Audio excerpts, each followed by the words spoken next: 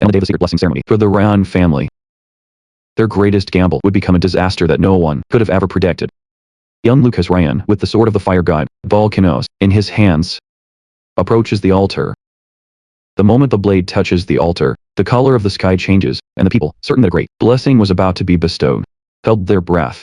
But instead, flame erupted all around Lucas. His soul was burned away. The sword, blackened by sin, and as Julia wailed, and his father demanded answers, Lucas collapsed, unresponsive. At that very same moment, in another world, a girl who had already lost her father was constantly persecuted. But she still lived on for her mother and younger sister. On her way home, she was hit by a truck, felt her consciousness fading, bleeding out on the pavement, and she made one last wish.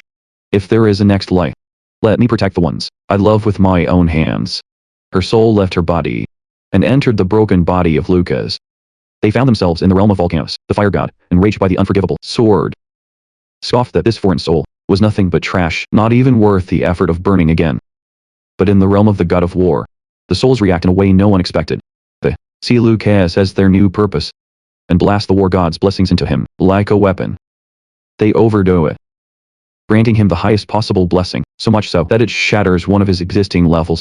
Lucas awakens to the memories of 2 lifetimes clashing inside his mind. Terrified that he'll be cast out as a child abandoned by the gods, he's afraid. Just then, Julia rushes in and throws her arms around him, crying that everyone said her big brother would never wake up. Lucas strokes her hair, calms his breathing, and makes a silent vow. Now that he's been given a second chance, he will protect everything he holds dear, no matter what. To do this, Lucas looks to the heavens, letting the war god know that he's counting on his help. Meanwhile, a certain demon, once turned to stone, senses that the war god is no longer present in this world, and suddenly comes back to life. But as she tries to reclaim her power, a struggle ensues, blood trickles down her body, and she realizes she has almost no strength left. And yet, despite her weakness, she is certain of one thing: as long as the war god is out of the picture, this world belongs to her and his apostles. He doesn't care. 9 years later, Lucas is seen at the family's mansion. On his way to pick up his sister from her training, he gets ambushed. Thorny vines suddenly grab him, and he instantly knows the only person who could be behind this. It was none other than Jeremy. Jeremy Ryan, the 4th child of the Ryan family, is a magic student with the blessing of Forable. He's also basically Lucas's half-brother. And to make things worse, even Jeremy's attendant starts mocking Lucas, wondering why he still hasn't been kicked out of the house. Jeremy tells Lucas that the backyard is only for family members who can use magic, and that he shouldn't be here. Jeremy even threatened to break a few of his bones to make sure he can never come back again. As the vines tighten, Lucas yells out, telling Jeremy that his sister's magic practice is over and she'll be back any moment.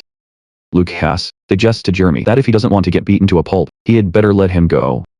Jeremy is frightened, but at the same time he's faced with Lucas being protected by his sister, mocking Lucas for taking it. And as for Jeremy, he boasts that he's not afraid of a little lightning, putting on a tough act. But before the words are even out of his mouth, he gets struck by a bolt, screaming as he collapses to the ground. His servant shouts in a panic. And right at that moment, Julia appears in the distance. And Julia, with her magic, points her wand and tells Jeremy that the next time he messes with her brother, she won't let him get away with it. Then, Julia uses her magic to release her brother from the vines wrapped around his body. And while his little sister gets a pat on the head for a job well done, Jeremy finally staggers back to his feet. Lucas taunts him, telling him that if he doesn't want to suffer the same fate next time, he'd better learn his lesson now. As Jeremy and his servant run away, he yells back at Lucas that he'll remember the humiliation he suffered today. Lucas just smiles and tells Julia that seeing as Jeremy still had the strength to run away, he must have really gone easy on him. After they leave, Julia asks Lucas why he didn't fight back. She asks her brother because she knows that he could have beaten Jeremy all by himself. Lucas tells Julia that his real power has to remain a secret just between the two of them. He reminds her. On top of that, he teases his younger sister, saying that the one who's supposed to protect him is none other than her.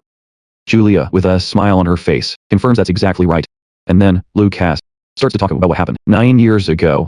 On the first day he woke up, apparently, his father had come to see him. Lucas was afraid that he'd be kicked out of the house for being a disappointment, but that wasn't the case at all. His father hugged him, saying he had thanked God that he had woken up safely. It wasn't like that. He found out that Holt leads a night order and is always on the move, so he has almost no time to look after his children at home. But he's still a good father who cares deeply for his son and the others.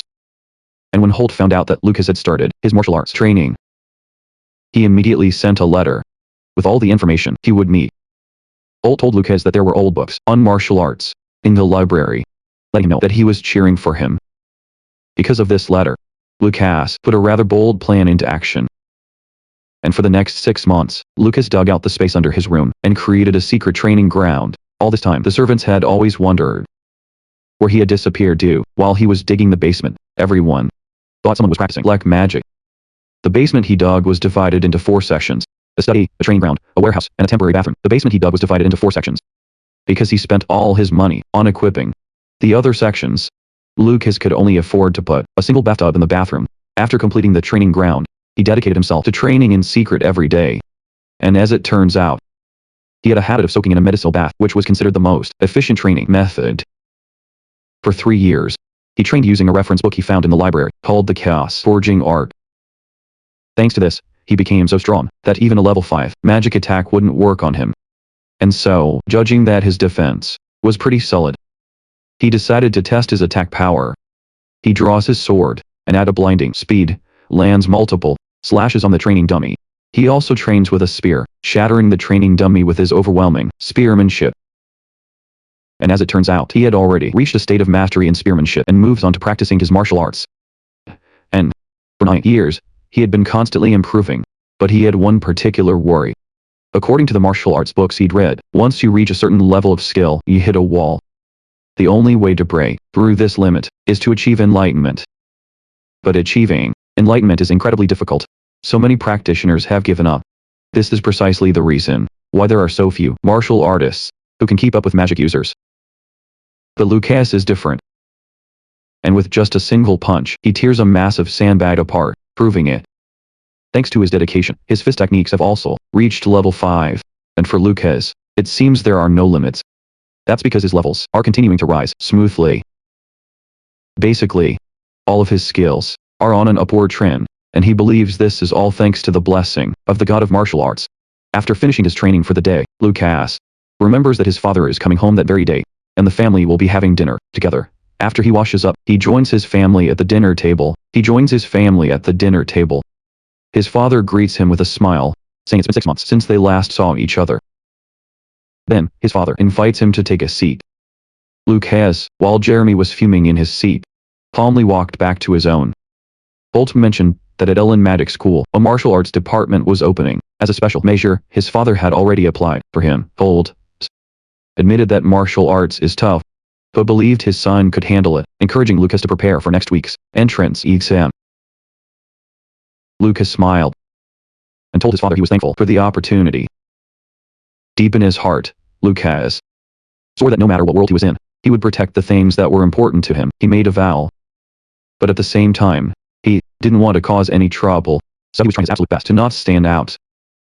Suddenly, Julia raised her hand and told her father she wanted to go with Lucas to Ellen Magic School. Holt praised his daughter for her excellent attitude, but informed her that since she was only 11 years old, she wasn't of age to enroll. And then, in response, Julia revealed that the school has an elite course, and that it has no such restrictions. Julia pulled out a letter she'd received from the school, saying she was eligible to take the elite course. And upon hearing this, Holt was stunned, but at the same time, considering Julia's reputation, understands that word has even reached the school. Lucas, his mother, with a beautiful smile, says that in the near future, it seems a great wizard will be born into the Ran family. At this, Julia laughs out loud, while Jeremy seethes with anger internally. Then, their father tells them both that he hopes they pass the exam. Jeremy is furious that Lucas, who he thinks is nothing special, is getting special treatment. Just then, his mother, Jessica, touches him and tells him not to worry, saying there's no guarantee that Lucas will pass the exam, and tells him to calm down. A week later, Lucas and Julia get ready to leave for the academy. His mother tells him to take care of himself and promises to visit once he's settled in. She also gives Lucas the lucky coin that his father had given her. Apparently, the coin is from the Muyan dynasty, which unified the world about 10,000 years ago. Holt revealed that he got the coin after defeating a sorcerer. The front of the coin is engraved with the image of the first emperor, Mars, and on the back are the weapons he once used. And that's when Lucas looks at this, realized that Mars was none other than the god of war. As he was leaving, Holt told Lucas to always carry a coin with him. Lucas thinks that in both this life and his past one, he was blessed with a good family, making him feel incredibly lucky. A few hours after setting off for the day, their butler, Ford, says the sun will be setting soon, so he suggests they make camp in the nearest clearing. As they rest and prepare their meal, the butler mentions that if they leave early in the morning, by sunset the next day, they'll arrive at Docktown, where the school is located. Hearing this, Julia gets excited and asks Ford if there's anything fun to do in Docktown. Ford tells her there's plenty to see, since Docktown is famous for its annual magical dodgeball tournament, which is held every spring. On top of that, he mentions that the town is also renowned as a foodie paradise. As soon as she hears this, Julia starts imagining herself eating everything her heart desires, and she's already practically drooling. Suddenly, Lucas's senses flare out, and he detects from 2 kilometers away 12 horses and 13 people, approaching at an incredible speed. Lucas then asks Ford if bandits appear often in this area. Ford confirms that they do, but it's said that the chances of running into them are low. Lucas is confused. It seems that thanks to his training, he was able to sense the danger. As it turns out, he knows that because of the unbelievably sharp senses he now possesses, he is not making a mistake. He analyzes the situation, realizes they're greatly outnumbered, and that he must handle this very carefully. Lucas then stands up and tells Foden that an unidentified group is approaching at incredible speed, and they need to get ready. The 2 soldiers with them are spies, since everyone was pretty quiet, and they think Lucas is just messing with them. Even Foden is surprised to hear this, but he still grips his sword and tells the others to ready their weapons. As for Foden, he was a little skeptical, but he believes it's better to be safe than sorry. A moment later, a group of bandits arrives on the scene, and the soldiers realize that Lucas wasn't fleeing. After all, the bandit leader, excited that he's found some new prey, charges toward Lucas and his party. They spot Julia and Lucas behind the soldiers and immediately make the 2 of them their target. Ford furiously warns the bandits, telling them what happens when they mess with a noble, but the bandit leader says he couldn't care less. He tells his men to kill the soldiers, but to leave the children alive. And so Ford and his soldiers prepare to engage the audacious bandits. The soldiers were able to hold their own against the bandits at first, and Ford himself cuts down a bandit who got too close to him and the children. Julia wanted to help, but Ford tells her to leave the fighting to him. And so, Ford and his soldiers continue to push back the bandits. However, to avoid any real trouble, Ford tells Lucas to take Julia and escape. Suddenly, the soldiers are incinerated by a mage's power. It's revealed the bandit leader is a mage, which completely ruins the strategy Ford initially had. And Ford, fearing for the children's safety, she grows fearful, screams at Lucas to take Juliet and flee into the forest. In that brief moment of distraction, Ford is slashed across the chest by one of the bandits, instantly crippling his fighting ability. And the bandit leader tells Ford that as payback for killing his comrades, threatens to burn him alive. But Foden, as long as he could protect Juliet and Lucas, was prepared to lay down his life, so he wasn't afraid. Meanwhile, Lucas realized that, because of the mage, there was no way for Foden to beat the bandits. Lucas wanted to hide his powers, but he remembered that aside from his parents, Foden had been the kindest person to him. And because of how well Foden had treated him, Lucas now considered him family. And since he's family, Lucas decided he could just sit back and watch a family member die. Lucas tells Julia to go hide while he helps Foden, and Julia follows his instruction. And then Lucas begins to make his move, despite being outnumbered. Foden is still holding his own against the bandits. Just then, exhausted, Foden falls to his knees. One of the bandits appears from behind and lunges to stab Foden with a knife, but suddenly a head goes flying out of nowhere. The bandits are shocked by the sight. But before they can even realize what's happening, more of his comrades are decapitated by high-speed projectiles. No one knows where the projectiles are coming from, and unbeknownst to them, all of this is Lucas's doing. Lucas considers himself lucky for already having upgraded his Gale Strike technique to the star level by practicing on flying birds with stones, just for fun. And thanks to this, he knows that killing a mere level 1 bandit with a pebble is a piece of cake. Enraged that all his men were killed in an instant, the bandit leader raises his staff and launches a giant fireball to finish Foden off. and though Foden can see the attack flying straight toward him, he's too exhausted to dodge. Besides, he believes that since a mysterious helper has appeared to protect the children, he can finally rest. Just then, right before the fireball hits, Lucas appears and cancels it out. Foden is shocked, having never dreamed that Lucas could be this powerful. The bandit leader is also horrified to see his magic neutralized so easily. However, he believes he still has time for one more shot. Lucas lets him know that it's over now, landing a powerful blow to his chest that tears him to shreds. After taking down the bandit leader, Ford is left questioning everything he just witnessed. He considers the fact that Lucas was able to kill a high-level wizard a completely unprecedented event. But Lucas just turns and smiles at the old man, saying he thinks he might have an knack for martial arts. As Ford is celebrating with Lucas, they sense something sinister behind them, and the pieces of the bandit leader's body suddenly start to morph into a hideous creature that looks quite dangerous. Seeing how terrifying the monster looks, Lucas concludes that he has to deal with it as fast as possible, because he can't let Julia see it. Without a moment's hesitation, Lucas leaps toward the monster and throws a punch, but it doesn't do any damage to the creature at all. In response, the monster throws spikes at Lucas, counterattacking, and he's forced to jump back to dodge them. To his surprise, the monster starts devouring the corpses of the bandits to increase its own power. And Lucas is left to wondering what kind of creature it is. He uses his all-seeing eye and becomes able to see the insignia that's controlling the monster before he even knows it. The creature has grown into a colossal beast that walks on all fours. And since physical attacks are useless against the monster, Lucas decides to try a different approach. Before charging the beast, Lucas infuses himself with an explosive burst of energy and unleashes a powerful strike. This leaves behind a brilliant golden light that completely impulsed the monster, destroying the core that was controlling it. After dealing with the monster, Lucas sits down to catch his breath, and Julia runs up to throw her arms around her big brother. Julia praises him, telling him how amazing he was for defeating the bad guys. Ford, on the other hand, can't even comprehend what just happened and is just standing there in a daze. Just then, one of the bandits' horses begins to neigh, catching their attention. When they turn to look, they're shocked to see a girl tied to the horse. Meanwhile, 9 years ago, a demoness grows ever stronger, and she has just received a sign that one of her envoys has been defeated. She wonders who could have defeated that guy, but her own power needs more focus to recover. So regarding this issue, she decides not to worry too much. Back at the scene, Julia learns that the girl they just saved is Maya, Wasted. When Ford hears the name Reste, he mentions he's heard it somewhere before, and Julia says the same.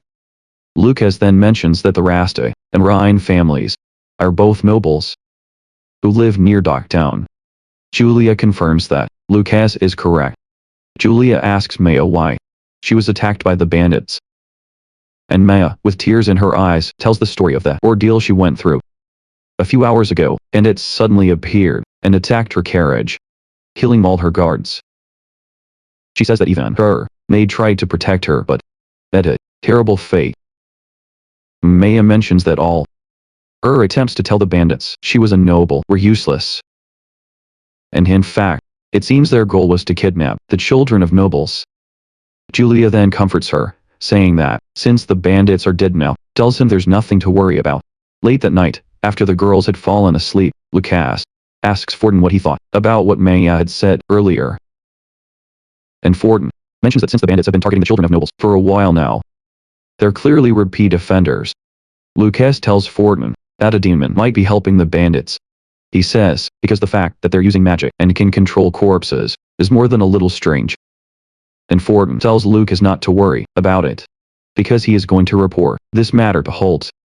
Forden believes that if he reports the situation to the Rasta family, they will also be more than willing to help. Lucas informs Forden that he has a suggestion to avoid any problems in the future. And the next day, they arrive in Docktown. And Lucas tells Julia that to avoid any trouble, there will be no sightseeing in the town. Lucas says there might still be bandits in the area, and for their own safety, it would be better to go straight to the magic school. Julia is a little disappointed, but Lucas explains it's for her and Maya's safety. He asks them to try and understand the situation. Maya agrees with Lucas, but Julia is still in a bad mood. To cheer his little sister up, Lucas tells Julia that when they go through the town's food street, he'll buy her anything she wants. Juliet is delighted to hear this, and Maya is impressed by how close the two of them are. Ford suggests they open the window so they can see the view of the town. Juliet immediately agrees and marvels at how beautiful the town is. Even Maya comments on how lively the town is. And in his heart Lucas agrees with them. It's because the town has the same atmosphere as he lived during his past life.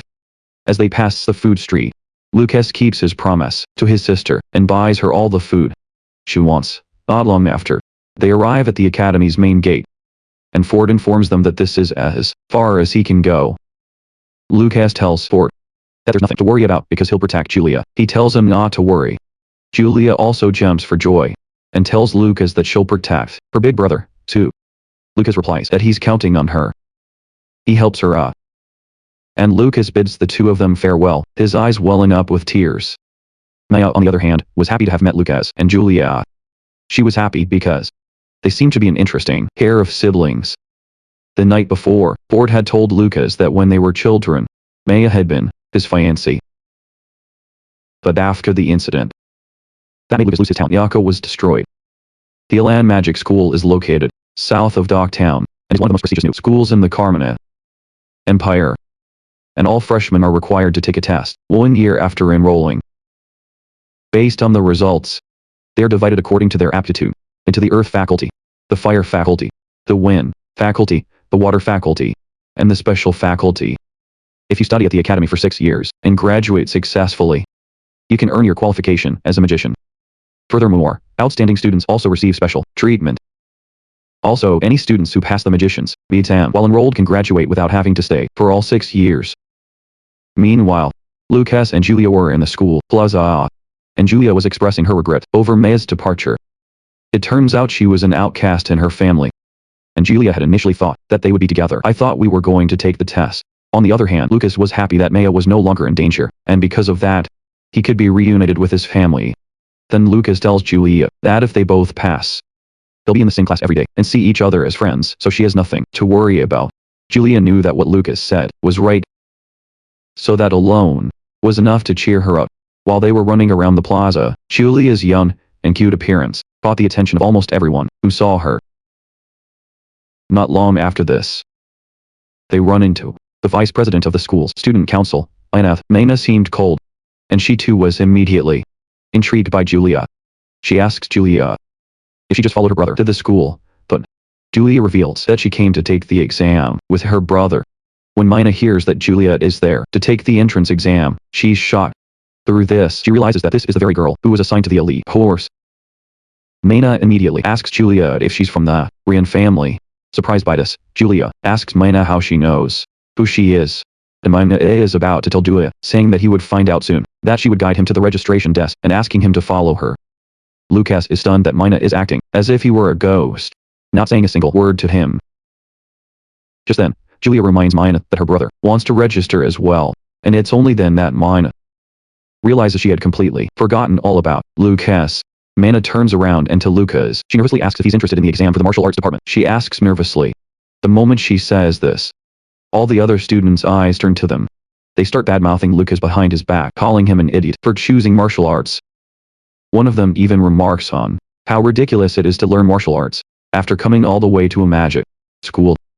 Lucas is a little surprised to be looked down on, even at a school for magic. And although he knows mages believe themselves to be superior to martial artists, in reality they're nothing but a bunch of weaklings. Lucas is confident that, compared to him, they are all nothing more than bugs, and that no mage could ever stand against him. In fact, Lucas knows that if his parents hadn't wanted him to come, he'd have no reason to be at this school. At that moment, Mina realizes she must have spoken too loudly. Lucas realized she was getting some backlash and was starting to understand. Mina, to make up for her mistake, tells Lucas that once they're done registering, she'll guide him to the exam hall, so he should just follow her. Lucas is surprised to hear this, and realizes that compared to everyone else, Mina is actually a pretty good person. All the other people who had been ignoring Lucas are shocked to see Mina talking to him so casually. A moment later, Mina asks for their registration applications. And then, she gives the two of them their badges. She tells them that their exam numbers are stored inside, so they should wear them when they enter the exam hall. Apparently, there are a total of 3 parts to the exam. The first test is to measure their magical potential using a magic ore. And the second is an aptitude test that uses spirits of various attributes to see which element is the best fit for the examinee. And the last one is a test that uses a dummy to measure their magical destructive power. Lucas then asks if the martial arts examinees follow the same procedure. And she says they do. And Mina adds that, for the sake of fairness, all of them, the faculty claims they follow the same procedure, they say. However, Lucas thinks that when they created the test, they didn't really think about fairness. Because if they had, they would have created a test specifically for the martial arts department. And despite all that, Lucas isn't worried. He plans to show just a little of his power to eliminate the students' prejudice against martial arts. A moment later, they head to the potential measurement station. The examinees must place their hands on top of a magic ore. When Lucas places his hand on the ore, his potential is displayed as 0. This was a phenomenon that happens only once in a millennium. So even the examiner was shocked. Because of this, Lucas immediately becomes a laughingstock to the other students who were watching. But Lucas isn't too concerned, since he had already expected this to happen. Soon, Julia steps forward, and when she places her hand on the ore, a 7 out of a perfect 10-point potential score appears as a bright purple light. Even the examiner admits that Julia will be among the top-ranked examinees this year. While everyone else is shocked, Lucas isn't very surprised, since he knows his little sister's abilities. In fact, he thinks his sister has it even greater. Knowing that she had the ability, he tells her not to hold back her power, and Julia, getting the message, released even more mana into the orb. Instantly, the orb turned a brilliant gold, leaving everyone completely stunned. She recalled that even 2 years before this exam, there had been a student who produced a golden light, but that student was much older than Julia, making her realize just how talented Julia truly was.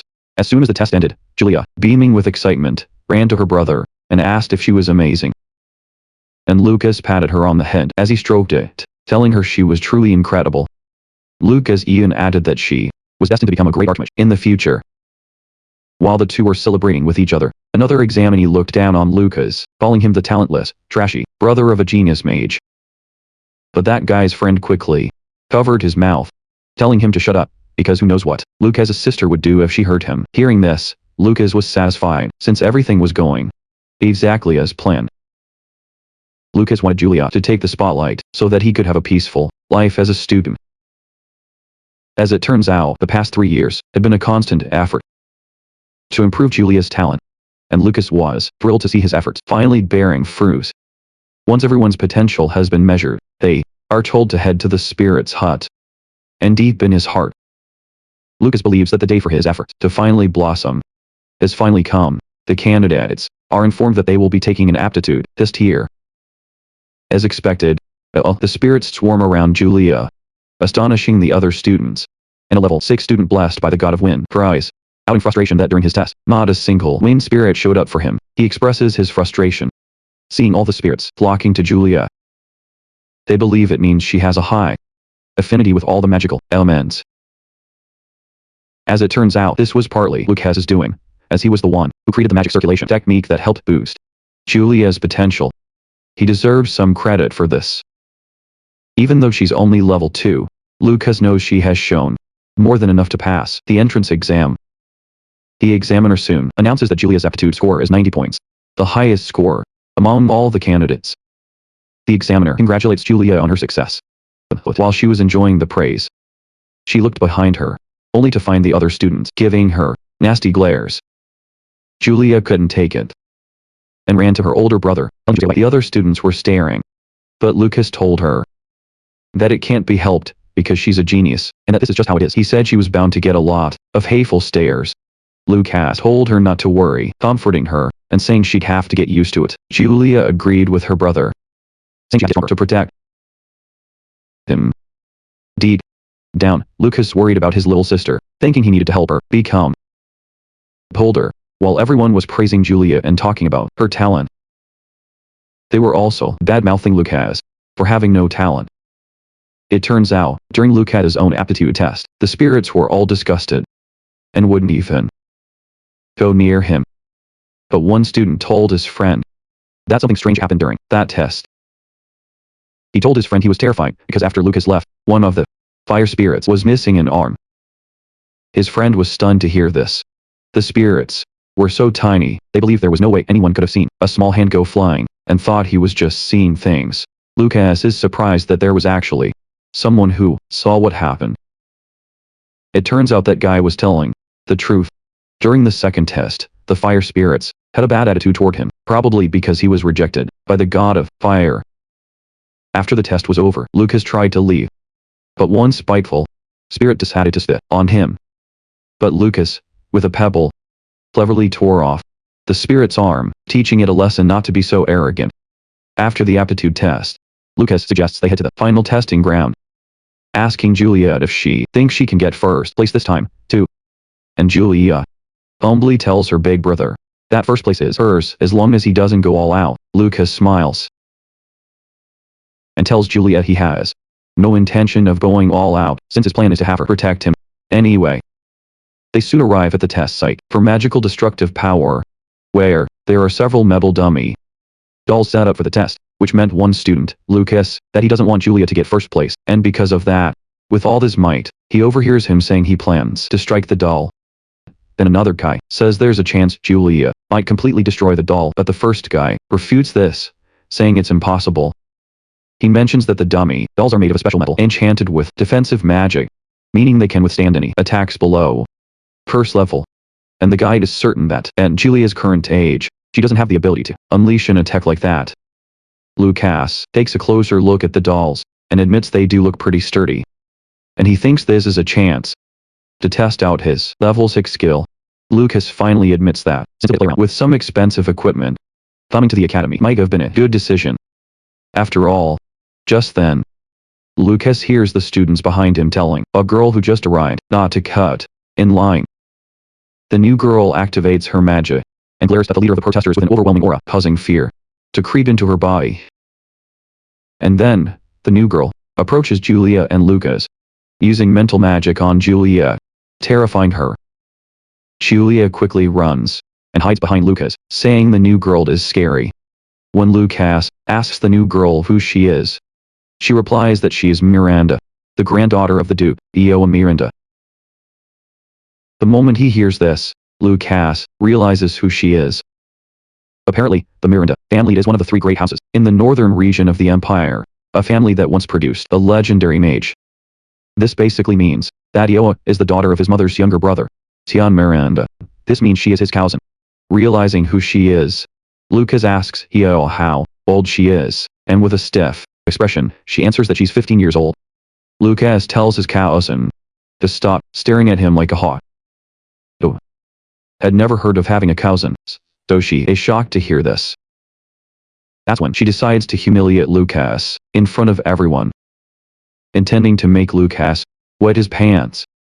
She unleashes her mental magic, but Lucas doesn't even flinch, leaving her completely shocked. Lucas calls her out for using mental magic on a family member she's meeting for the first time. He scolds her, and Lucas asks what kind of education the Miranda family provides, mocking her. Eo was shocked that her magic didn't work. I mean, that was basically her best spell, but Lucas blocked it with ease. With a sigh, Lucas is amazed that Eo thought such a sloppy spell could control a martial artist with a strong will. He's just that surprised. And not long after this, Lucas is called forward for his test. After Lucas leaves, Eo turns to Julia and tells her not to get so smug because she's going to be the one to take first place in the exam. When Lucas glances at the leaderboard, he notices that Eo is in second place. This basically means she's come to declare war on Julia to take the top spot. Lucas concludes that he has to intervene since he needs his peace and can't let Julia lose her position as number 1. He decides that he must get involved. And so, Lucas goes back to Julia and gives her what he claims is a piece of candy. Julia, believing it's going to be sweet, excitedly accepts it. But it's actually an incredibly bitter medicinal herb, is revealed to be a medicine. Lucas strokes Julia's head, saying it's a special magic medicine made from rare ingredients. He reassures her that she'll understand its effects soon enough. Just then, the examiner is forced to call for Lucas again, telling him to enter the testing area. Upon arriving at the arena, the examiner tells Lucas to attack the doll with all his magic power, and they will evaluate the destructive force to determine his final grade. Since they can't use magic, Lucas asks the examiner if he can use a physical attack. Instead, when the other students hear this, they start laughing at Lucas' audacity for genuinely trying to take the test with a physical strike. They consider it a barbaric technique and use it to look down on martial artists in general. One of them even believes Lucas will just end up breaking his hand, and that'll be the end of it. But while they're all mocking Lucas, Julia glares at them with such fury at what she's hearing that they quickly sit up straight. Julia, meanwhile, is fuming that Lucas was the one who told her to lay low at school because she could have easily beaten all of them. Just then, Yao, unable to believe that someone without magic could block her mental magic, asks Julia if Lucas truly can use any magic. And Julia tells Yao that older brother really can't use magic, but that he's amazing anyway. Nevertheless, Yao believes Julia has been deceived by her brother since there's no way a martial artist could do something so impressive. Suddenly, a loud explosion rips through the testing grounds, leaving everyone in shock as they wonder what happened. 2 minutes earlier, the examiner had told him it didn't matter how he attacked. First, Lucas acknowledges this, thinking he'll have enough power to deal with the dummy. Second, Lucas gets into his stance, rushes toward the dummy, and unleashes a powerful punch that sends it flying. The dummy slams into the wall, its head emitting a golden light. Third, when Iowa sees this, she is utterly shocked, because Lucas's speed was comparable to high-level wind magic. And on top of that, the dummy glowed gold, which meant the attack was at a critical power level. It landed a direct hit. Even the other candidates watching couldn't believe their own eyes. After all, there was no way a talentless punk could even scratch the dummy. That's when Yo realized she was the only one who had noticed Lucas's true power. Yao could also tell that since Lucas wasn't even bragging about it, he was trying to hide his abilities. The examiner figured the dummy must have malfunctioned, but still, told Lucas to give it a perfect score. Lucas gratefully accepted and asked where he should put the fallen dummy. The examiner told him not to worry, since it was too heavy and would be moved with magic. Having confirmed he had a high enough score to get into the academy while still hiding his true power, Lucas looked at the screen and flashed a sign to his little sister. As the exam went on, everyone completely forgot about Lucas's feat of strength, their attention now fixed on Julia's overwhelming talent. When Julia stepped forward to show off her power, she was incredibly strong. She unleashed a crimson lightning bolt, which is the next most powerful after the golden thunder. And all the students watched this in awe, and one of them even hoped that before graduating, they could at least reach Julia's current level. After displaying her extraordinary power, Julia sits down, completely shocked by what had just happened. When it came time for him to enter her score, the examiner announced that she had received a 9.5. When Julia met up with her brother, she told him about the red lightning, explaining that in the past, even at full power, she could only ever produce purple lightning. Julia gushed about how incredibly fierce the red lightning was. But what she doesn't know is that the pill Lucas gave her earlier was what amplified her power. And he decides not to tell her. It seems that in this world, mages and martial artists each have their own crafting techniques. Mages practice potion making and alchemy, while martial artists use pill forging arts. Basically, magic potions always require a medium, but the pills created by martial artists can be absorbed directly into the body. In the past, these pills were plentiful, but after martial arts fell into decline, the art of pill forging became an almost forgotten technique. Ill is someone who can create mana-storing pills that can amplify a person's abilities, just like what happened with Julia. It's extremely rare to see a martial artist. This is because for a martial artist to create such pills, they must reach level 6. And basically, besides Lucas in the entire empire, there is only one other person who can make these pills. He is none other than the only existing level 9 martial artist and the minister of the Department of Force, Duke Red Stan. And it's said that even the great mages bow their heads to Red Stan and beg him for mana pills. If people were to find out that Lucas could make these pills, it would definitely cause a huge commotion, which is why it must be kept a secret. And a little while later, Lucas and Julia are sitting on a bench, resting, and Lucas tells her that after the class assignments are finished, they can finally get plenty of rest once they return to the dorms. Just then, Mina appears, and Lucas asks her what she is doing here. Mina replies that she came to post the class assignments, and congratulates them on placing first in the elite class and the martial arts class, respectively. Hearing this, Julia is absolutely thrilled and celebrates. And after Lucas congratulates her and tells her he'll be counting on her from now on. Hearing this, Mena asks Julia if there's a faculty she wants to join next year, which catches Julia completely off guard. Without missing a beat, Mena explains that there are 5 faculties. In total, the Geo, Pyro, Animo, Phaedro, and the Special faculty. Mena tells her that in 1 year, everyone is assigned to a faculty through another. Beats down. After a moment of thought, Julia replies that, based on her attributes, she thinks it'd be best to choose that Animo faculty. Mena excitedly agrees, since Julia has the blessing of the Thunder God. Mena grabs her and shakes her with excitement, saying she'll be waiting for her in the Animo faculty. Lucas is surprised to see the faculties already making moves to secure Julia, the top new talent. Mena then offers to take Julia to the girls' dormitory, and Julia waves goodbye to her brother, telling him she'll see him later. Lucas waves back to his little sister and asks Mena to take good care of her. With that, he decides to head to the martial arts dormitory. Meanwhile, Yua checks her results. That Julia had taken first place, but realizes that in the next few years, he'll take the #1 spot, believing that he's not ready to give up. A little while later, Lucas arrives at the martial arts department building, and even though he wasn't expecting much, with completely disappointed to see the whole building look like a rat's nest, he was utterly let down. He wonders how he's even supposed to live in a damn place that looks like it's about to collapse at any moment. On the bright side, Lucas figures he'll be able to live in peace without anyone bothering him. The moment Lucas steps into the building, he's greeted by a white-haired guy who excitedly introduces himself, saying he's also from the martial arts department. His name is Kaitari. After shaking the guy's hand, Lucas heads to a desk to sign whatever he needs to, but Kai sticks right by his side, going on and on about how impressive Lucas's punch on the test dummy was. He just won't shut up about it. Lucas humbly tells Kai that it was just a lucky shot, nothing special at all. That's what he says. Just then, a staff member tells the two of them they'll be staying in room 205. Which means Kai and Lucas are going to be roommates. While Kai is thrilled about this whole experience, Lucas, on the other hand, is already dreading it.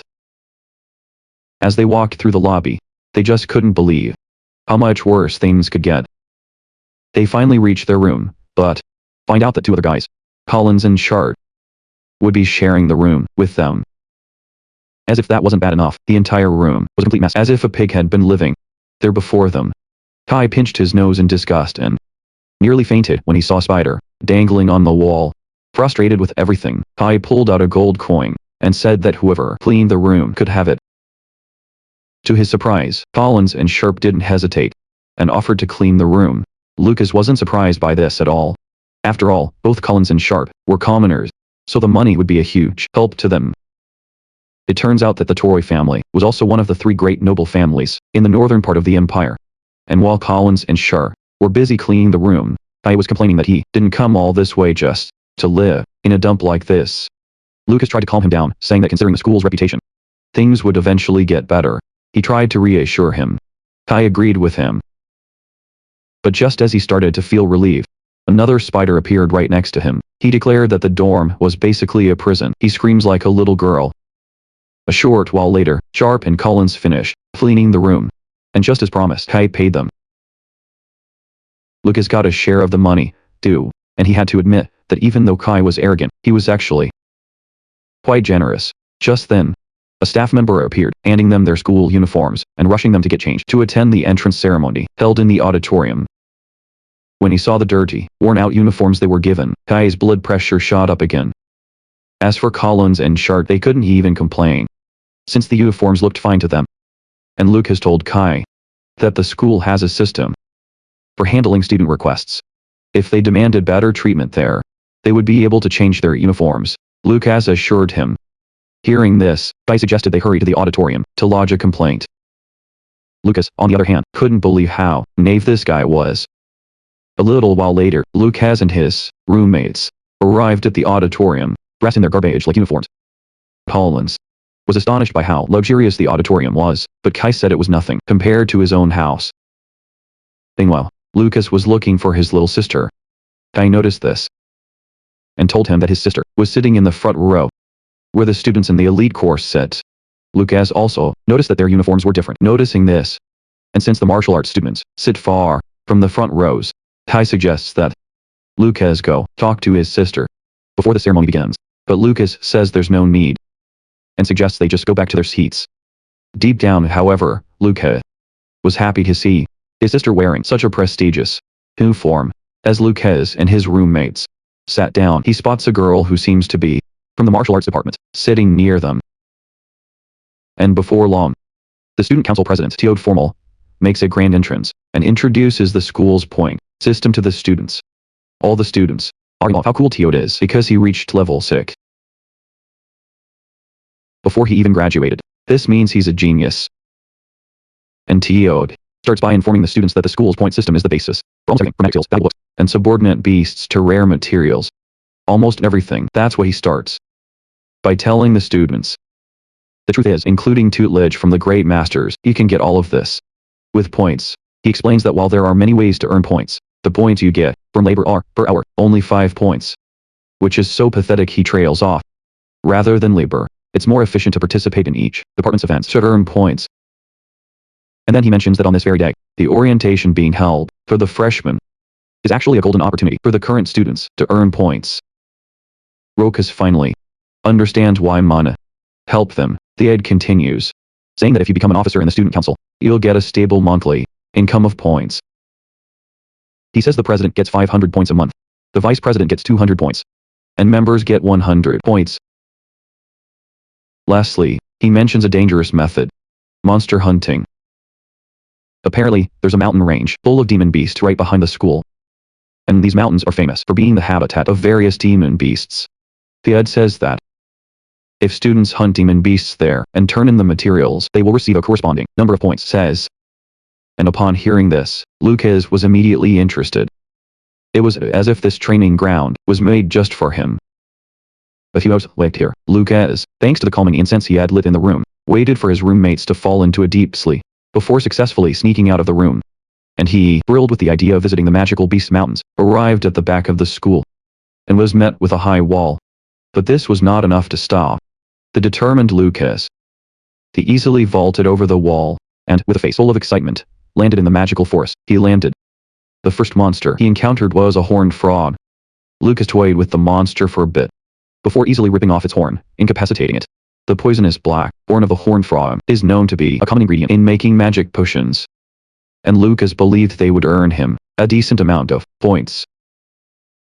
Lucas had also learned that the school possessed legendary martial arts secret manuals, and so he had to earn points to acquire the techniques said to have been used by the war god himself. He had to earn points. Since time was short, Lucas quickly decided to locate that magical beasts. Using his transcendent eyes, he pinpointed the locations of all the nearby monsters he finds out, and around him were level 1 shell mice, level 2 one-eyed bats, and level 3 demonic patterned leopards roaming about, but since Lucas easily defeated them all, none of them posed a threat. Every monster he met fell easily in a single blow, and in the blink of an eye, he had gathered a ton of loot. He is confident that he can exchange these materials for points to get the ingredients he needs for pill refining. He is sure of it. In spite of all this, Lucas felt a strange quietness in the area, and he couldn't feel satisfied. He couldn't feel satisfied. On top of that, there were very few signs of demonic beasts, which made him wonder if a powerful one might be living in this area. He wondered. Lucas used his sharp senses to search the area and soon found one hiding in a cave. At the same time, the demonic beast also spotted Lucas, but Lucas didn't care and charged toward the cave. 1 kilometer away, he charged toward it. When he arrived, he realized that the demonic beast was a level 6 boy flame wolf, and it looked pretty dangerous.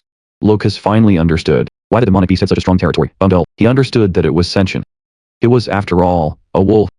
But Lucas was a battle junkie, and without a moment's hesitation, he charged at the beast. The wolf intercepted him mid-charge, freezing his right arm with its ace breath. Surprisingly, that alone wasn't enough to stop Lucas, and he still managed to land a powerful punch on the wolf's jaw, sending it flying. And yet, Lucas was a bit disappointed in himself for not punching a hole right through the wolf's body, merely sending it flying. Thrilled at the idea of using the wolf as a training partner, Lucas told it to get back on its feet, saying it wasn't over yet.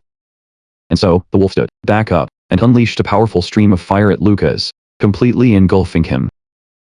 The wolf, to make sure Lucas was dead, kept up its flame breath for several minutes. Just when the wolf believed it had finished him off, it raised its head to let out a roar of victory, but in that instant Lucas had appeared behind us.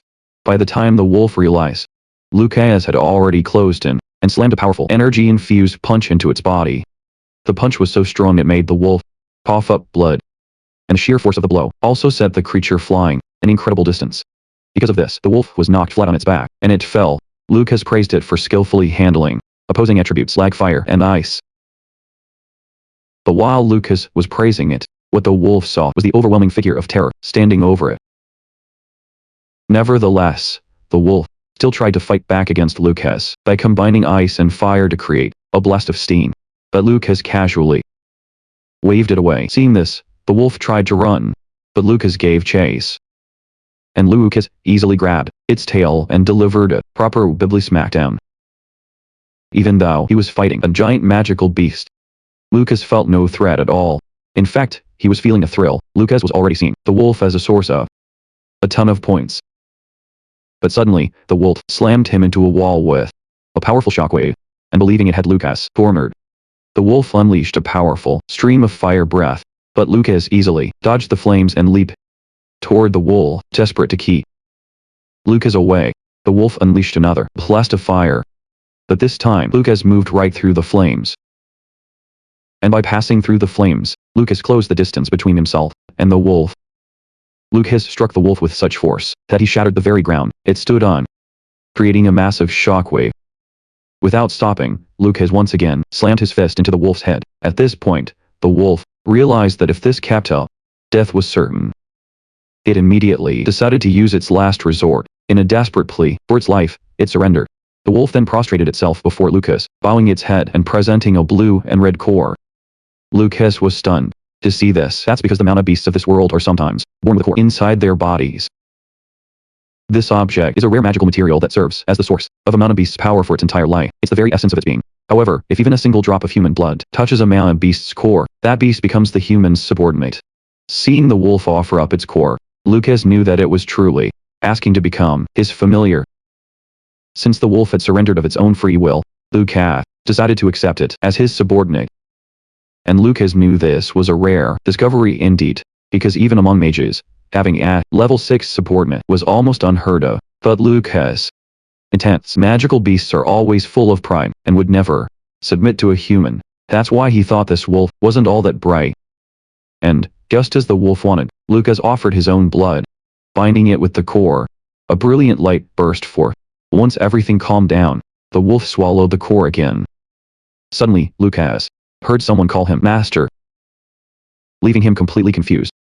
But the wolf let him know that the one speaking was none other than itself. It was only then that Lucas realized he could finally understand the wolf's words. Lucas was proud of the wolf and decided to name him Yuru. Now that he was Yuru's master, he wondered if everything in its territory now belonged to him too. And so Lucas wondered. Lucas was curious if Yuru had collected anything useful over the years.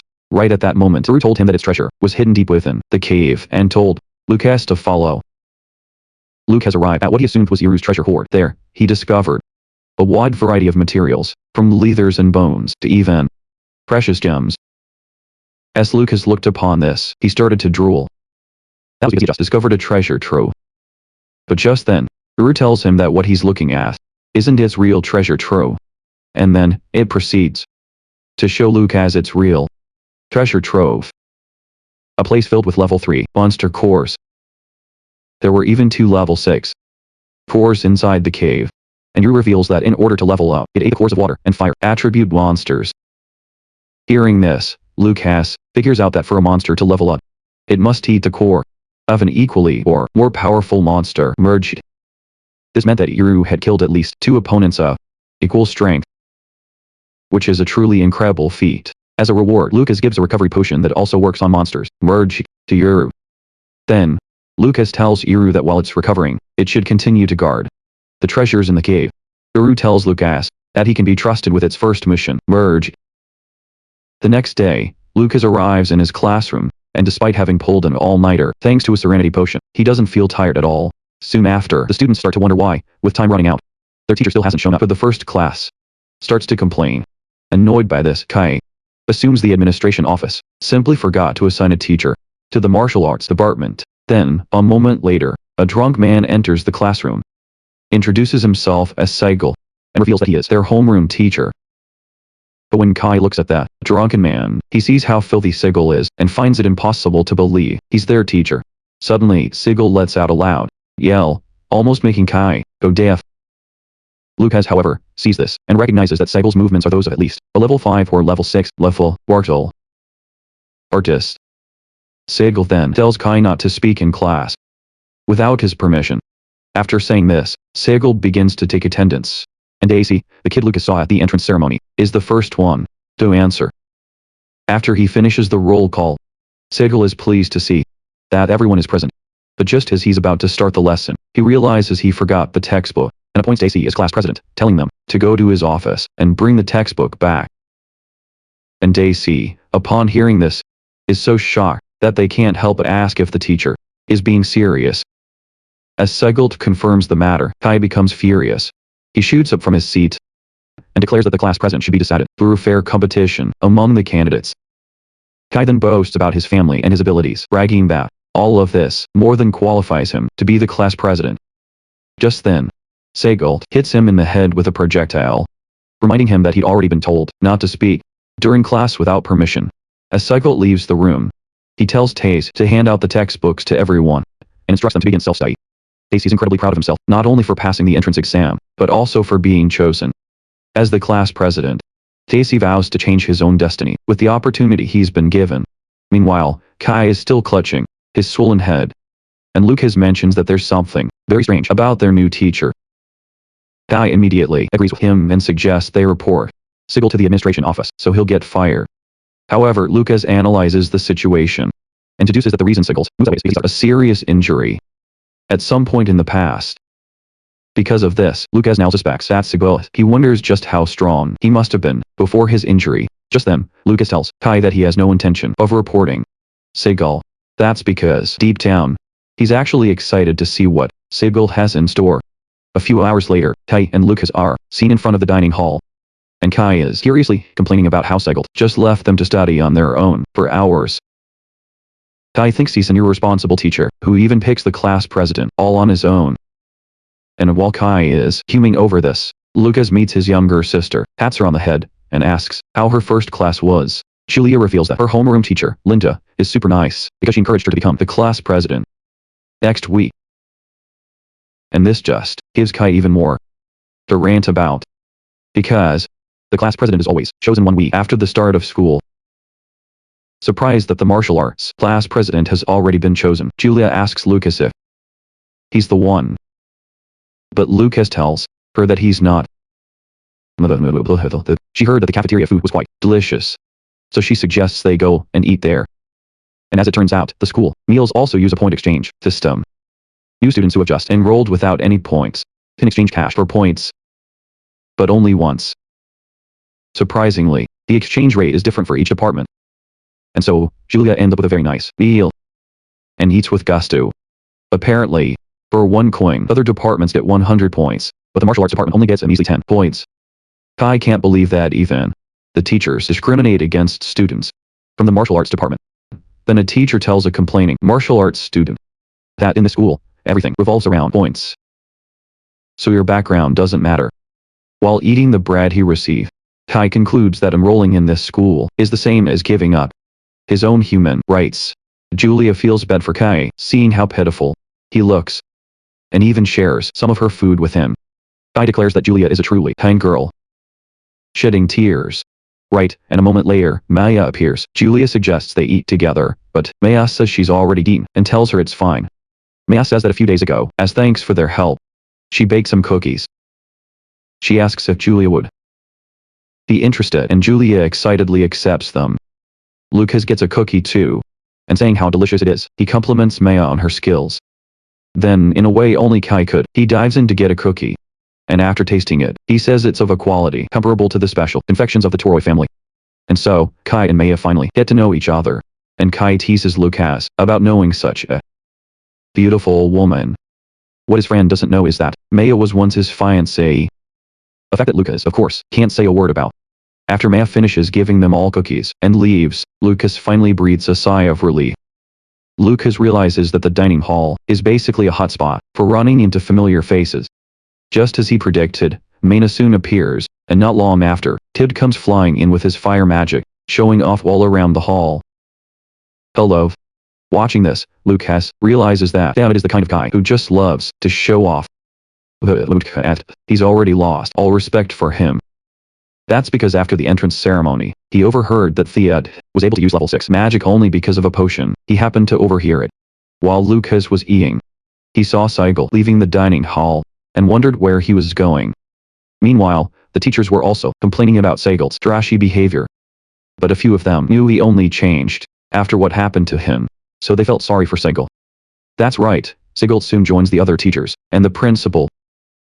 Once everyone was gathered, the principal informed the teachers that today's agenda was about the Mana Beast taming competition. In both Korea and the Empire, frequent attacks from Mana Beasts are nothing new. And because of this, taming skills are in high demand. Yes, and for this reason, it's also a long-standing tradition for freshmen at Alet Magic School to participate in the Mana Beast taming competition. Julia's homeroom teacher reveals that for the competition, more than 20 level 1 Mana Beasts have been prepared. As usual, she suggests holding the competition within the next 6 days, proposes holding a competition. One of the teachers, Prab, cuts in, saying that while holding the competition in 6 days is fine. The students from the martial arts department can't compete with the monsters, so he thinks there's no need for them to participate, he says. However, Sigel disagrees with him. Grab tries to act all high and mighty, claiming he only suggested it for the students' sake, but Linda interrupts, telling Grab that Sigel is right. Linda tells Grab that as his students, the martial arts majors should be allowed to participate too. And another teacher agrees with Linda, saying that all students should be treated equally. Inwardly, Grab is furious to hear this. Because he can't believe there are still teachers who agree with Sigel, especially someone like Linda, because it is impossible. Grab thinks Linda only supports Sigel because she believes he can return to his former glory as a level 8 powerhouse because he believes in. He thinks they support him. As for Greg, he has no choice but to back down, but not before muttering about how the martial arts students will get to see a real monster. I believe they'll burst into tears. And with everyone in agreement, the principal for the martial arts department, along with the students, officially announces their participation. After the meeting, a teacher approaches Linda and tells him that since it makes sense, he's wondering if it's really okay for that martial arts students to participate in the competition. And another teacher reminds Linda that while it's true that martial arts requires real-life combat, she wants to point out that the monster taming competition is absolutely brutal. He reminds him. In response, Linda just smiles and says that a long time ago, someone taught him that a coward without the spirit to overcome hardship has no right to call himself a martial artist. And that person was none other than Sigel. Linda then adds that any student who refuses to participate in the competition will ultimately be expelled from the martial arts department by him personally. When Sigel returns to the classroom, he informs the students about the monster taming competition.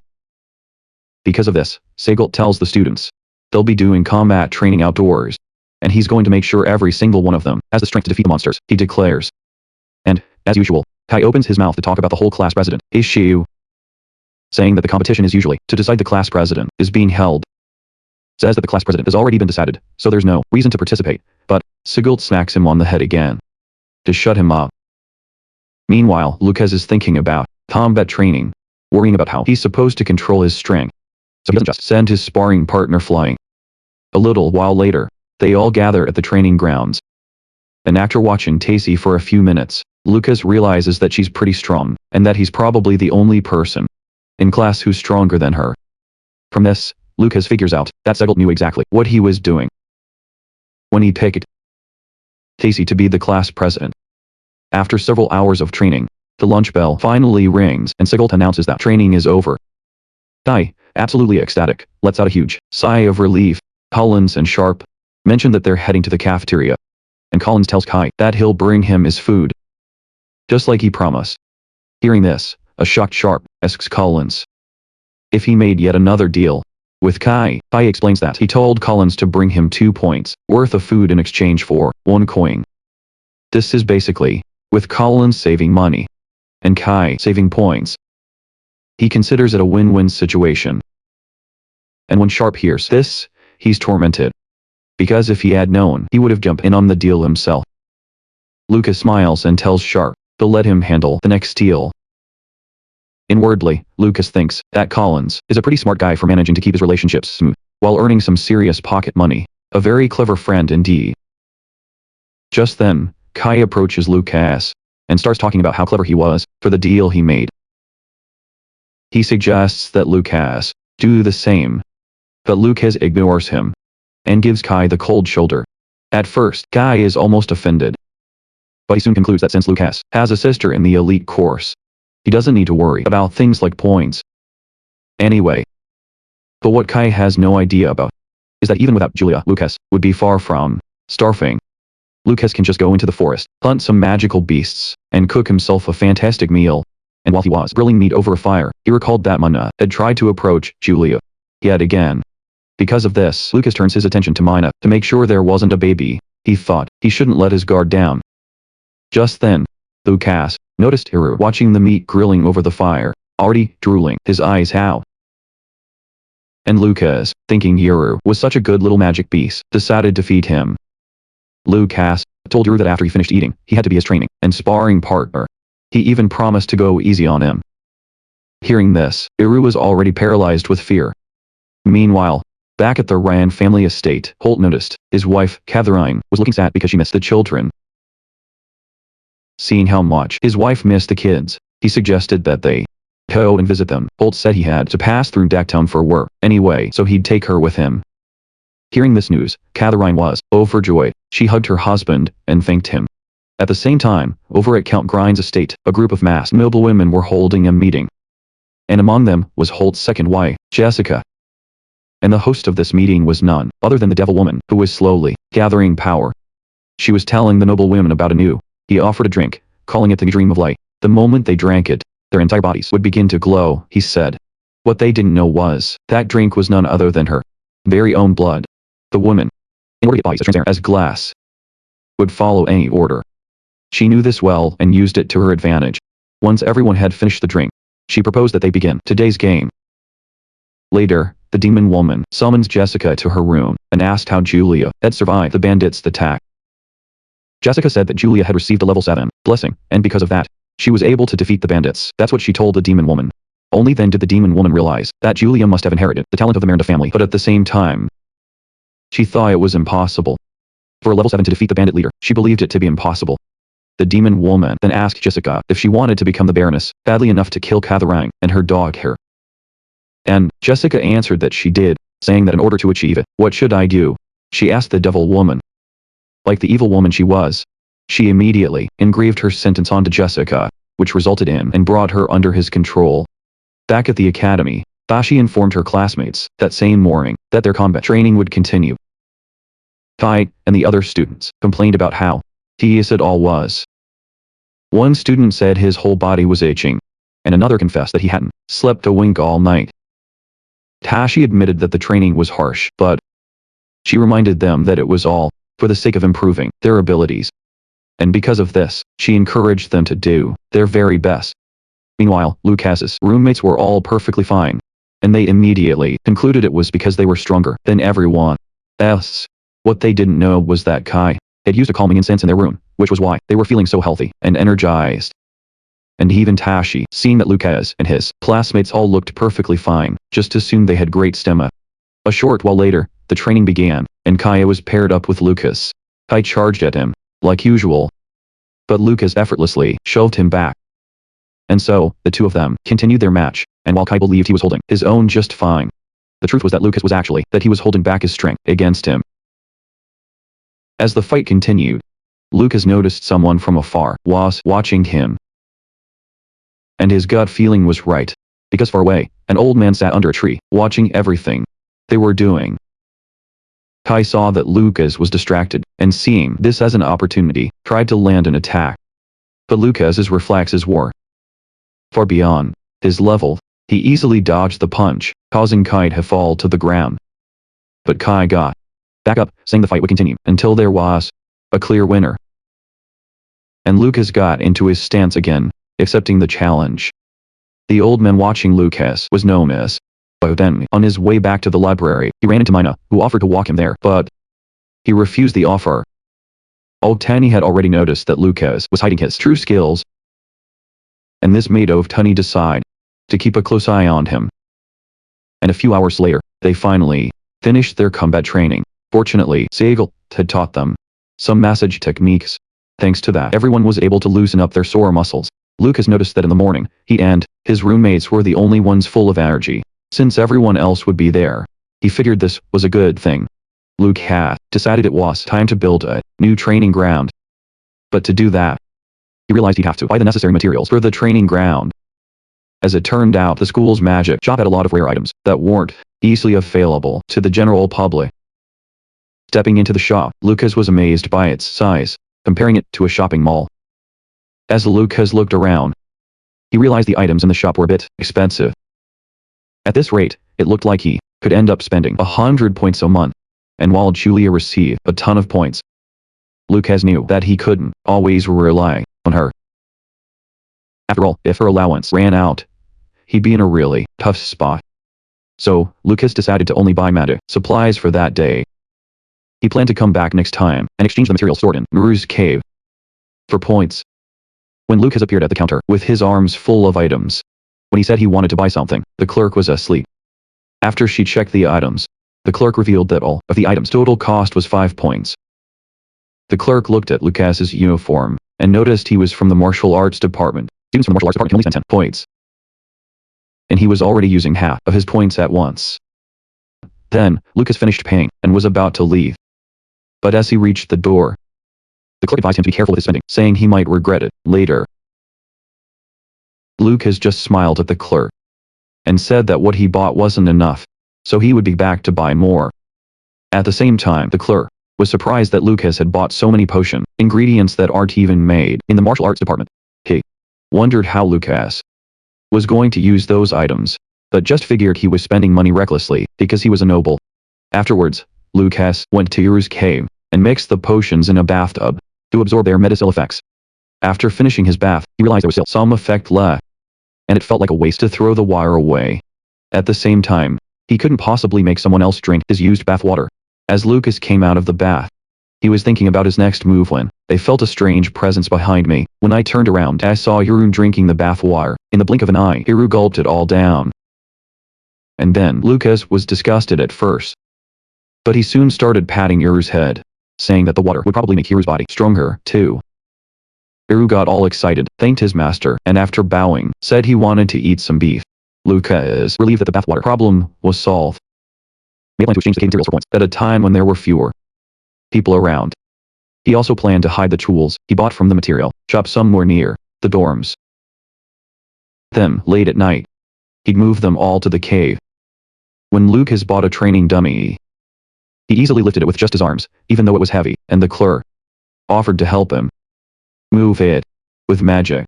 The clerk waved to him, calling him a good kid, and telling him to come back whenever he wanted, because the shop clerk believed he had gotten the materials from his family. Lucas was able to avoid any suspicion. Not long after that, Sigil reminded the students that the taming tournament was the next day, chiding them for having gotten lazy. He was seen scolding him. He said that if he wasn't ready to train, he was free to quit at any time. He, Sigil, walked around the training grounds, offering advice to students he considered to be lacking. He scolded Kai for being too weak, but Kai retorted that he had actually beaten Lucas, Sharp, and Collins. And as a result, he received another painful flick to the head, which made him fall to the ground and cry. After that, Sigil turned his head to Kai's roommates and told them he was disappointed that they had lost to a weakling like Kai. Little did he know, Sharp and Collins had thrown the match for money, and Lucas simply hadn't wanted to cause any trouble. To sort things out, Sigil told Tacy to spar with Kai. Kai, all fired up, walked to the training area and told Tacy that he wouldn't be holding back, as he was going to prove that he was the more suitable candidate for class representative. The spar began, and Kai moved first, recklessly charging at Tacy. Kai believed his attack had landed, but to his surprise, Tacy effortlessly dodged and countered with a blow to his stomach. Kai madly rushed Tacy in a straight line, her getting kicked. But as a result, she got a counter kick to the head, which helped clear out all the trashy thoughts from her mind. And Kai still wanted to fight back, but Tacy slammed him into a wall with a powerful blow, crushing him and showing him that she was on another level. It was only after the other students saw Tacy's skills that they finally understood why Sigil had chosen her as the class representative. And Sigil told the class that magical beasts won't show any mercy, so they have to give it their all. Meanwhile, Lucas had already analyzed the fight and realized that Tacy had from the start without any defense, which is how she defeated him. After the spar ended, Tacy approached Kai and asked if he was okay. But Kai remained silent, and Segalt noticed that he was angry. And Segalt told the students that during the tournament, they must aim at least one magical beast. And if they fail, from the martial arts department, he was told he'd be kicked out. Segalt told the students, as he left the training grounds, to stay until sundown and train. After he left, Lucas approached Kai. And, before Kai could even say a word, Lucas informed him that his defense was completely lacking. Lucas told him to fix his bad habits and attack the enemy's weak points, and he'd be just fine. Suddenly, Kai tells Lucas that he has it all wrong. And Kai reveals that for the first time in his life, he was kicked by a girl, Tashi, which is why he fell for her. He boldly declares. He adds that Tashi's moves are cool, and he's so smitten that he's even thought of names for their kids. And it's only then that Lucas realizes Kai is a hopeless masochist. He gets it now. The next day, the students gathered at the arena. And at the arena, they were overwhelmed by its sheer size, wondering just how many demonic beasts were in there. And Kai, realizing that below them, literally, terrifying demonic beasts were roaring. He realized this and almost peed his pants. Meanwhile, to him, the students, seeing the martial arts students enter the arena, are outraged. They start gossiping about the martial arts students, but the proctor, as Sigurd defends the students, he tells them to stop with the useless thoughts and just drill the tournament rules into their heads. Lucas is surprised to see that Sigurd is actually on the martial arts department students' side. Meanwhile, Guy talks about how nervous he is, but Lucas reassures him that he'll be fine. He tells Kai to think of the magical beasts as Sigurd. But Kai is confused by this. Lucas explains that when Kai is fighting the beasts, he should just picture Sigurd. After hearing this, Kai gets fired up and says how incredibly motivated he is now. Meanwhile, Sigurd was actually listening to them, but he doesn't care. Lucas continues to give advice, telling Kai that the magical beast can't break through his defense. So if he just focuses on defending, he's guaranteed to win. Kai accepts the advice and reassures Lucas that he won't repeat the same mistakes he made when he fought Tashi. Hearing this, Sigurd realizes that Lucas is actually pretty good at giving advice. A moment later, an examiner appears and tells the students that the one who tames 10 magical beasts says that perfect score will be given. This is a condition. He adds that anyone who kills a magical beast will, accordingly, have points deducted. He announces that the time limit is 10 minutes, and if you are injured during the test, you are to shout loudly for the teachers outside the arena. He mentions. Having finished his explanation, he starts the tournament, telling the participants of the first group to enter. Juliet is the first to enter, and she realizes the testing area is covered by a spatial barrier. She finally understands how they were able to fit 50 magical beasts inside such a small building. It all made sense. The moment she stepped into the area, the beasts were already growling at her, but Julia was thrilled at the thought of taking them on. She charges at the beasts, unleashing a wave of lightning. Meanwhile, outside, the examiner explains to the students that the magical beasts used in the taming tournament and the moment the beast submits, it will be subdued. That a distinct smoke is rising from the body, she says. Outside the barrier, the teachers use a magic circle to sense the situation inside, and through this, they track each student's taming count to assign scores. 3 minutes later, Julia receives a perfect score and leaves the exam hall. She immediately runs over to Linda, and Linda remarks that finishing in just 3 minutes is truly incredible. Julia, for her part, says she wants to check on her brother's condition, revealing her plan. She asks where the martial artist exam hall is, and Linda tells her that it will be held at exam hall number 10. However, Linda lets her know that the martial artist students will be entering last, so for that reason, it will still be some time before it starts. Since that's the case, Julia decides to first go buy some snacks. And on another note, Aowa is hoping that Lucas will pull another special stunt like he did during the entrance ceremony. 2 hours later, the martial arts students were still waiting, and Kai expresses his worries. But Lucas says that in terms of actual ability, the martial arts students are not inferior to the magic students, so there is nothing to worry about. Hearing this, Sigurd gets up from his seat, gives Lucas a round of applause, and tells the rest of the students that there's no need to look down on themselves. He adds that the reason no one has gotten hurt so far is because level 1 magical beasts can't actually harm humans. He adds, Sigurd adds that in terms of physical and close combat abilities, martial artists are superior to mages. He adds, the students are surprised to see Sigurd, encouraging them, thinking it's pretty weird. Daisy also shows up and reveals that she went to check, and that no one was injured. She mentions that most people are just exhausted from using too much of their mana. Adding to that, she reveals that she's obtained some important information. And apparently, the magical beast's movement range is limited by a barrier, so the students won't get surrounded. And if you think you can't win, you can just run away and find a weaker monster. Daisy also informs them that as long as they manage their stamina well and take this seriously, they'll definitely be able to score points. The students are thrilled to hear this, calling her the best class president ever. He begins to sing her praises. And in his heart, Sigurd feels that choosing Tace was the right decision, and he's thrilled. Just then, Greg appears and mocks the class, saying they can only earn points through trashy methods. Sigurd is surprised to see Greg, and asks him what he's doing there. Greg dramatically reveals that he came to let them know the martial arts students would be entering soon. As he walks away, he taunts the students, telling them to work hard since their department might be shut down. He even adds that it doesn't matter if the martial arts department disappears because it never should have been established in the first place. Lucas becomes furious when he hears this, because Greg seems just like the same kind of people who bullied him in his past life. At that moment, Lucas stands up and tells Sigurd that since he ranked first in their class during the entrance ceremony, he wants to enter the testing grounds first. Sigurd tells him that if he's nervous, it's okay to let someone else go first. But Lucas insists that he wants to be the first one in.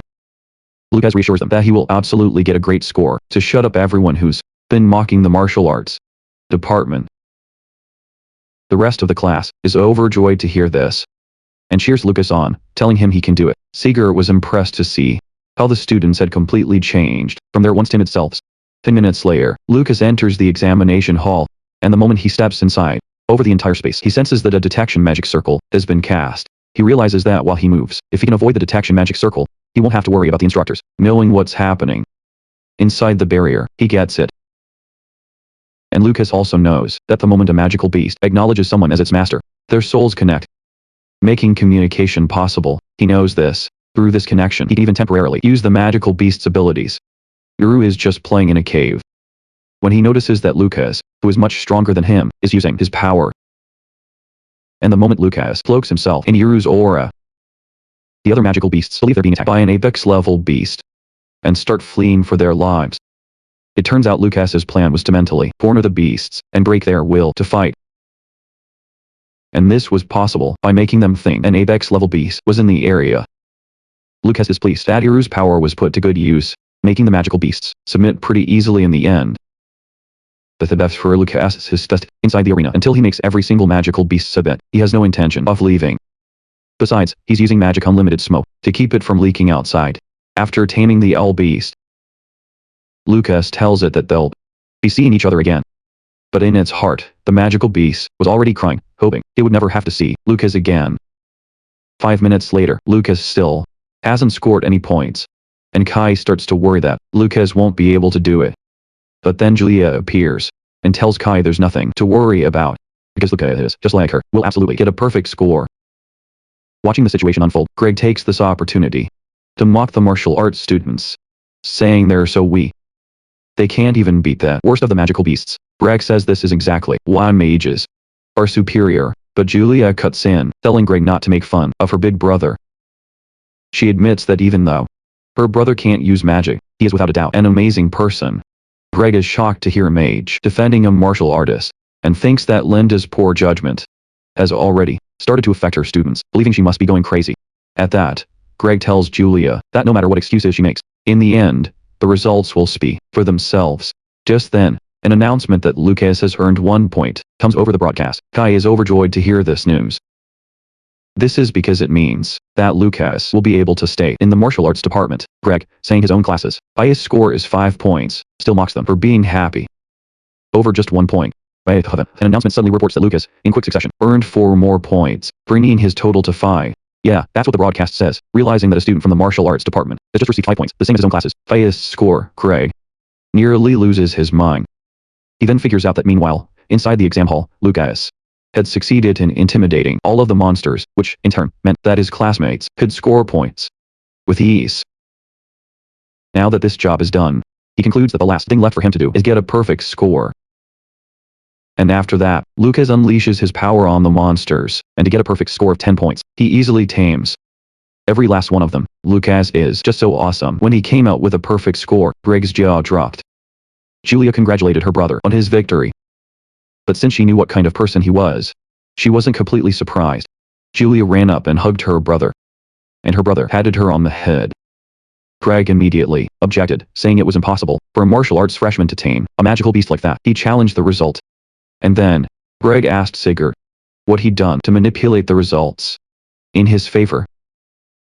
Just as Sigurd was about to defend himself, the chief examiner stepped forward and asked Greg if he was implying that he was a corrupt examiner who took bribes and turned a blind eye to cheating. The moment Greg heard that, he realized the examiners were so competent that they were not people he wanted to mess with. He realized his mistake. Greg quickly said that's not what he meant and took back his words. He claimed he only meant that it was suspicious how Lucas got a perfect score when the scarecrow dummy was broken during the entrance exam. He insisted that was his only point, and since Greg was so concerned about the fairness of the exam site, the examiner suggested that they investigate the sealed space. But a martial arts student can't believe they're seriously conducting a reevaluation just because he got a perfect score. In response, Lucas tells Kai not to worry, saying that he has nothing to hide, so they can investigate all they want. 10 minutes later, when the examiner opens the barrier space, the magical beasts immediately try to escape, but they're all stopped. The examiner admits that while the beasts are agitated, they haven't been weakened enough to warrant changing the location. He says that when one of the examiners asked the head examiner if Lucas earned his score fairly, he replied that he couldn't find any problems at all. However, he knows that something definitely happened to those magical beasts. And since there's nothing else to see, the examiner suggests they continue the tournament while they investigate the 10 beasts that Lucas defeated. No text. And with that, the examiner announces that the test will continue. Lucas is disappointed that they couldn't find any issues, but he knows this alone won't be enough to make them believe in his ability. It wasn't enough. Yeah. But he isn't worried. Because once Tae and the other students followed him and started to file in, the real surprise was just about to begin. Fired up with the determination not to lose to Lucas, Tae excitedly rushes into the arena.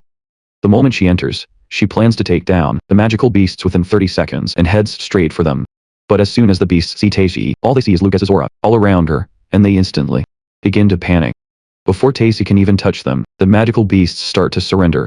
Tae didn't even land a single blow, yet a level 3 dark wolf just submitted to her. She can't believe how easy it was. Tae wonders if this is just a coincidence. Or maybe, contrary to what everyone believes, it's a sign that the martial arts students aren't actually that weak. And so, Tae chases down the rest of the magical beasts and forces them to submit. And in the blink of an eye, she also gets a perfect 10 out of 10. And the martial arts students cheer as another one of them gets a perfect score, and her record time was even shorter than Lucas's, so they erupt in celebration. The examiners are confused by this spectacle and decide to send the defeated magical beasts out to be investigated. And Tae, remembering Lucas's words that the magical beasts weren't scary, walks out of the arena with a huge smile on her face. Because of this, Tae finally gains the confidence that martial artists are not inferior to mages. After Tae, Sharp, and Collins also got perfect scores, and that streak continued all the way to Kai. In fact, by the time the tournament was wrapping up, every single student from the martial arts department had received a perfect score, completely dominating the top rankings. Sigil, realizing that every last one of his students had achieved such outstanding results, cracks a small smile. Later, the dean finds out there was nothing wrong with the magical beasts and wonders why only the martial arts department students managed to get such exceptional results. He's completely baffled. And right at that moment, the head examiner offers up his own theory: the magical beasts were probably scared off by the attacks from the magic department students who had competed right before them. And that's why this whole situation might have happened, or so he speculates. His colleague adds that the tournament has been held for the past several years, but nothing like this has ever been recorded before. However, it's worth noting that this is the very first tournament held since the martial arts department was established. The examiner noted the martial arts department students' proximity to the magical beast believes it's possible the battle amplified their fear. Because of this, the dean proposes that next year we have the martial arts department compete first. That is his suggestion. He informs them that, regardless, this year's results will be maintained as they are. Gred bursts into the room, insisting that this just means the martial arts department has overtaken the magic department and is now tied for first place with that elite course. And the dean asks Gray if he has any objections. After confirming this, and he nervously says no, but then Gray argues that it's unfair for the martial arts department to take first place just through on the luck. Just then, Botani, who was also in the room, cuts in and says that luck is also part of skill. Botani says that since it wasn't the student's fault, the results cannot be overturned. The dean agrees with Otani's words and instructs the teachers and examiners to announce the results. Ryo, now holding a complete grudge over this, quietly vows to remember exactly what just happened. Then, the dean asks Otani about level 9, believing the martial artist has figured out the real cause of all this. They ask him to share his insight. Otani says that while he can't go into detail, it's not a bad thing for the school, reassuring the dean. Inwardly, Otani decides to remain silent about Lucas's true power, since this is what Lucas wants. Elsewhere, Kai and the other martial arts students are all seen celebrating after receiving perfect scores. And Lucas tries to give all the credit to Sagalt, saying it's thanks to his special training. It seems Lucas is doing this so that no one will suspect him. Kai asks his friends what they're going to spend their 20 first place bonus points on. Sharp says he's going to save his points since he still has to treat Kai to a meal. On the other hand, Kai believes that buying high-grade materials for next month's combat training is the right choice. Lucas is surprised when Kai mentions combat training, and Kai explains that there's an event called the Allen Tower. Yes, this is what's called a trial ground unique to the school, and inside the tower are magical beasts, beastmen, and even various races like giants exist in this fantasy world. The magical beasts are illusions, so the students won't actually die. Through this, they can learn how to fight various races and build up their practical combat skills. However, only 100 first-year students are allowed in, and the 12 students from the elite course, all of them already have automatic entry passes. So they have to find a way to secure the remaining spots. Kane is sure that participants are chosen based on attaining tournament rankings each year. Silence. And since everyone got a perfect score, he's absolutely confident that they'll be the ones who get paid. Just then, Sharp and Colin stand up, saying they're going to buy some training equipment. Silence. At the material shop, Lucas, seeing this, realizes that the other fighters are genuinely competing to become stronger. Silence. Because of this, he's even more glad that he helped everyone hit perfect scores in the tournament. Silence. And then Kite grabs Lucas, suggesting they go to the material shop, but Lucas turns him down, showing him the pendant he received from Segal. The pendant looks like the fang of a magical beast. He wants to investigate it. It's a unique item given only to the first 3 people who received a perfect score in the tournament. Silence. He teases Lucas, saying that if the order had been different, the pendant would belong to Tashi Simmons. But if that houses him, saying he's pretty lucky, he smiles. Kai tells Lucas that in order to catch up with the others, he's heading to the materials shop. Meanwhile, the magic department students find out that every single student from martial arts department managed to get a score. This makes them, especially the students who are against him, absolutely furious.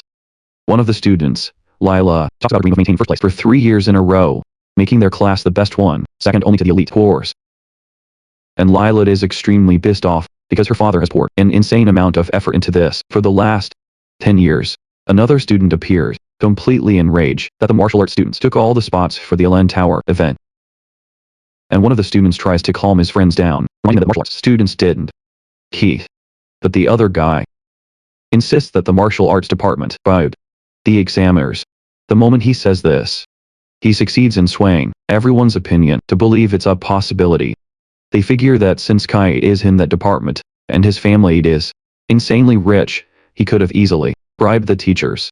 He thinks he's another student with glasses. Andrew mentions that he just saw Sharp and Collins. He says the 2 of them bought their final training equipment at the school supply store, and he tells his companions that if the martial artists get that bonus of 20 points, they'll start snatching up all the precious materials that were supposed to be theirs. Just then, Lila tells her companions that a martial artist's guard is weaker than glass. She suggests they teach them a lesson. A moment later, the 3 of them corner Sharp and Collins. Sharp goes down first, and Collins sees that wound on his back, realizing he's been poisoned and needs immediate treatment. Collins tells the 3 of them he's ready to hand over all their points, but Lila says that's not what she came for and takes him down with a poisoned needle. And when Collins asks why they're attacking them, Lila says she has a simple request. revealing that the two of them are to crawl back to the martial arts class just as they are. Lila says that they are to show the entire class that the lift, said that they are worthless, even the weakest of insects. A few hours later, Lucas and Kai are struggling to find Sharp and Collins. They wander around the yard, calling out their names. Lucas is seriously worried, but Kai believes the two are just running late. However, Lucas lets him know the situation is completely different because this is the first time he's ever smelled such a strong scent of blood on the path they're taking. Just then, Lucas pinpoints where the smell of blood is coming from and sprints in that direction. Kai is startled to see his friend suddenly take off running. Kai dashes after him, and it's not long before he finds a blood-soaked Collins and Sharp in the bushes. A wave of pure rage immediately washes over Lucas, and he starts demanding to know who did this to them. Lucas quickly grabs them to check their condition, and Collins, with the last of his strength, says they were attacked by Lila and her group from Graben. The moment Lucas realizes that their meridians have been shattered, his fury reaches a boiling point as Kai screams in fear. Lucas tells him they're still alive, they're just unconscious. Lucas tells Kai to find some medicine while he performs first aid. He tells me to go find the medicine. Kai agrees and runs off, and after he leaves, Lucas assesses the situation again, and he quickly notices that their bones have been shattered to pieces. Realizing that this is clearly the bone-shattering art used by black market assassins, Lucas immediately vows that he will make the perpetrators who used such a cruel technique on his roommates pay. I swear. He doesn't think what they did was mere bullying. He considers it attempted murder. Lucas hears Sharp struggling to breathe, falling for his mother.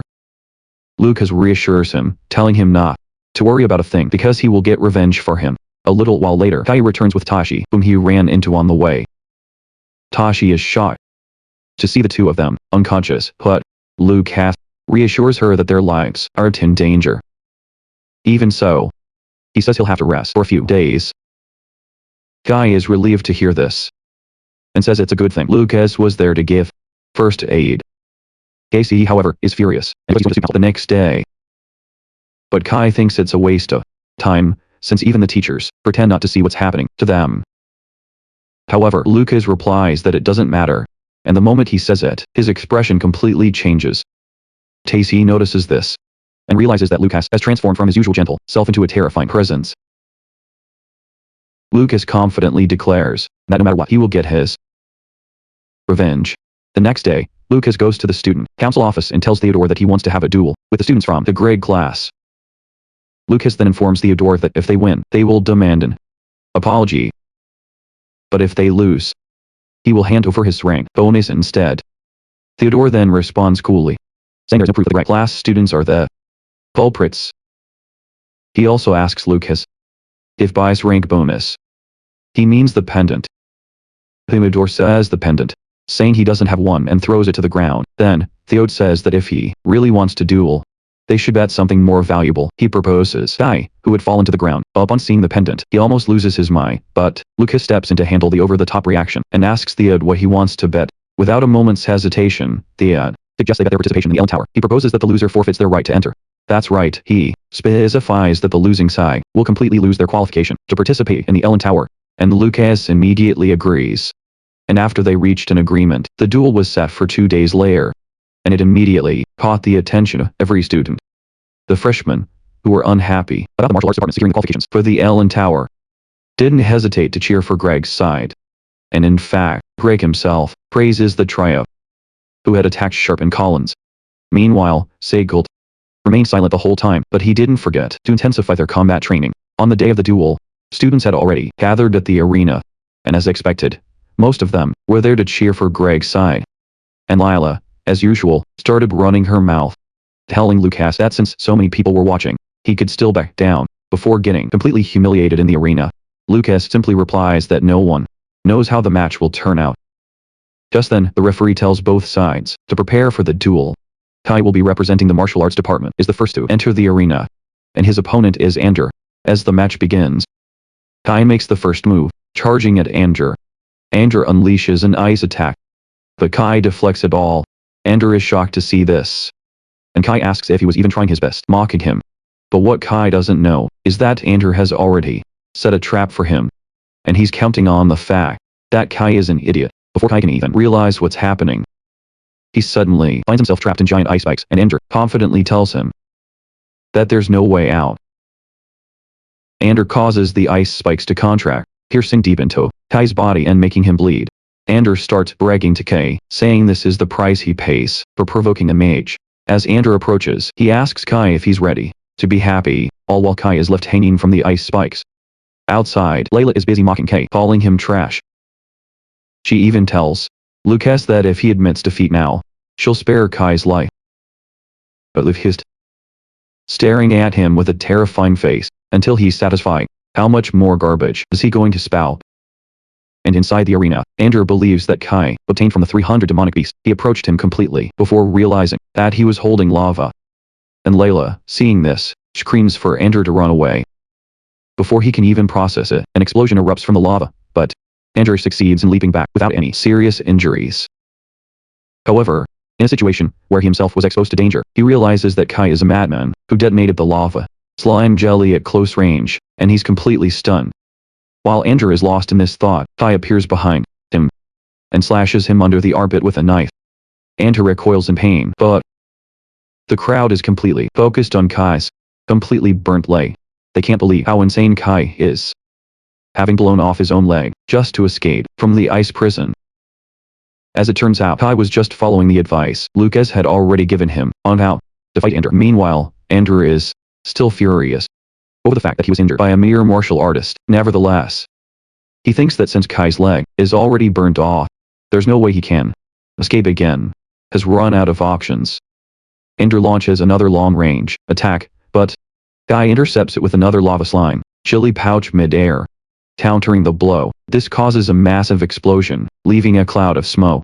And Kai uses this opportunity to close in on Andrew. And as he does, he looks like a complete madman. As he rushes toward Andrew, all Andrew can see is a terrifying lunatic coming right for him. He screams, desperately firing off an ice barrier, but Kai smashes right through it with his fist. As he gets closer to Andrew, Kai smiles and says he hates ice users because they always make a mistake. At the very end, Andrew wails like a baby, telling Kai not to come any closer, but Kai shatters Andrew's glasses with a powerful headbutt and knocks him out cold. Andrew is sent flying across the arena, crashing into a wall. Andrew can't believe that Kai actually destroyed his ice shield with pure brute force, but at the same time, Andrew is shocked that he's losing to a mere martial artist. He is stunned. And with that, Kai emerges as the victor.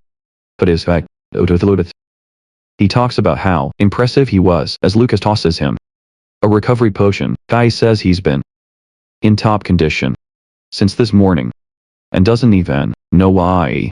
He doesn't know it, but he's moving in peak condition because Lucas secretly slipped a homemade ability enhancer into his breakfast. Since Kai won his match, the next person to take the stage is Tashi, and she'll be facing off against Lila. Kai worriedly asks if Tashi will be okay. Lucas reassures him that since it's Tashi, there's nothing to worry about. Meanwhile, in the arena, Layla believes Andrew lost because he went easy on Kai, who is from Toragamon. This only angers Tashi, as no one is willing to accept the fact that Kai won on his own merit.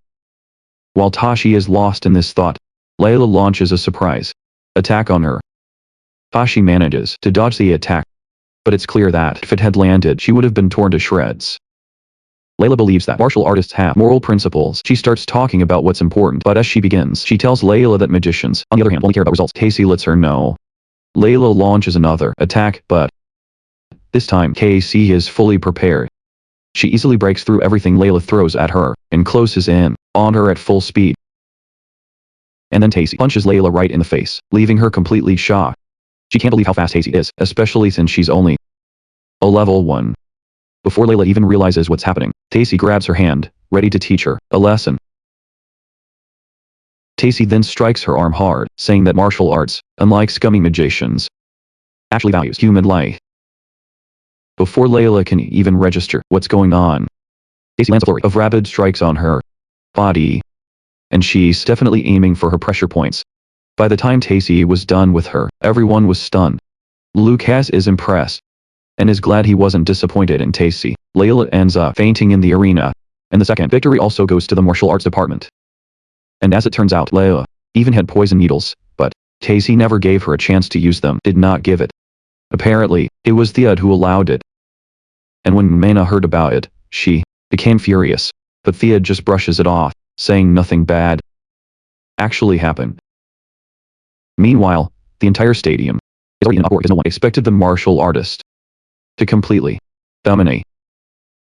Even the third student who wants to face Lucas is worried, knowing they'll be the ones getting humiliated. Nevertheless, he thinks he has a chance because of the dangerous technique he knows.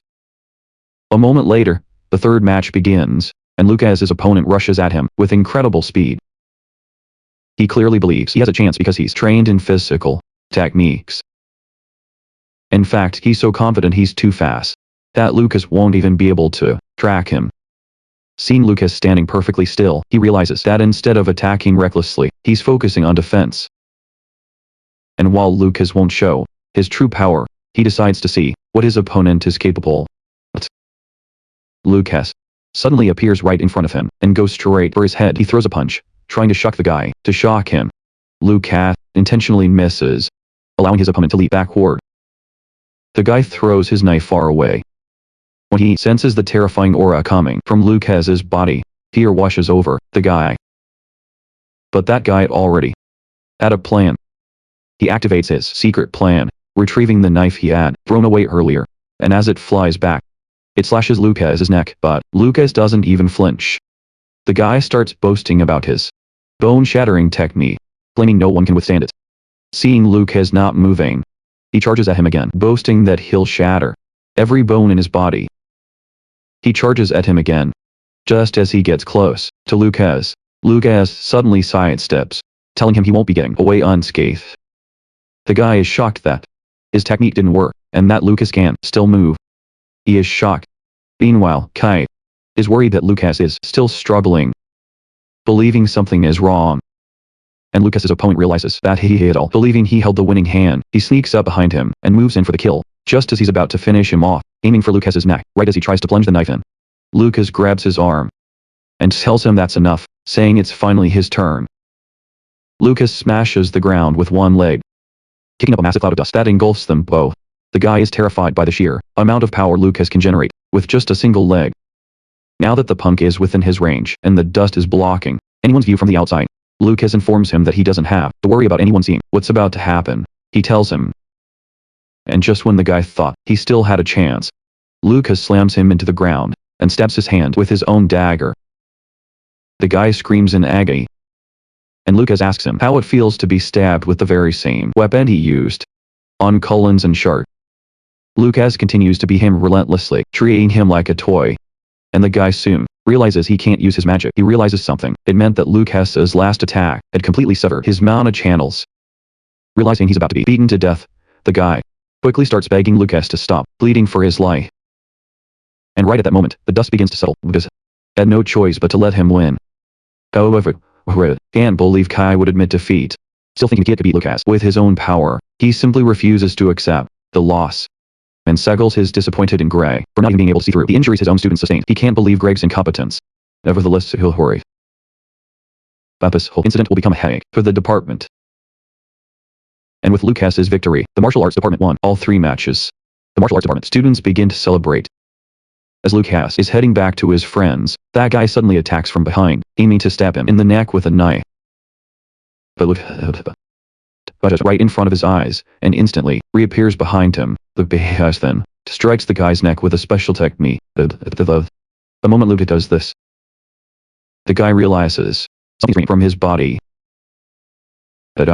Wondering what on earth Lucas had done to him, he loses consciousness and collapses to the ground. Lucas stands over him, concluding that it was just luck he was encountered. She asks if she didn't know. As for Hioa, she sees what happened and freezes in terror. Julia notices what's going on. She asks Hioa what's wrong. It seems that Hioa recognized the technique Lucas just used. It was an advanced technique from ancient texts, called the Meridian Severing Technique. Apparently, for the last 100 years, in the entire empire, not a single martial artist has been able to use that skill, or so it was believed. Because of this, she grows even more curious about who Lucas really is. After the match is over, the students from the martial arts department celebrate their victory, calling them mages, a bunch of cowards who only rely on sneak attacks. They finally have something to brag about. The students are now confident they have the right to challenge the mages to duels.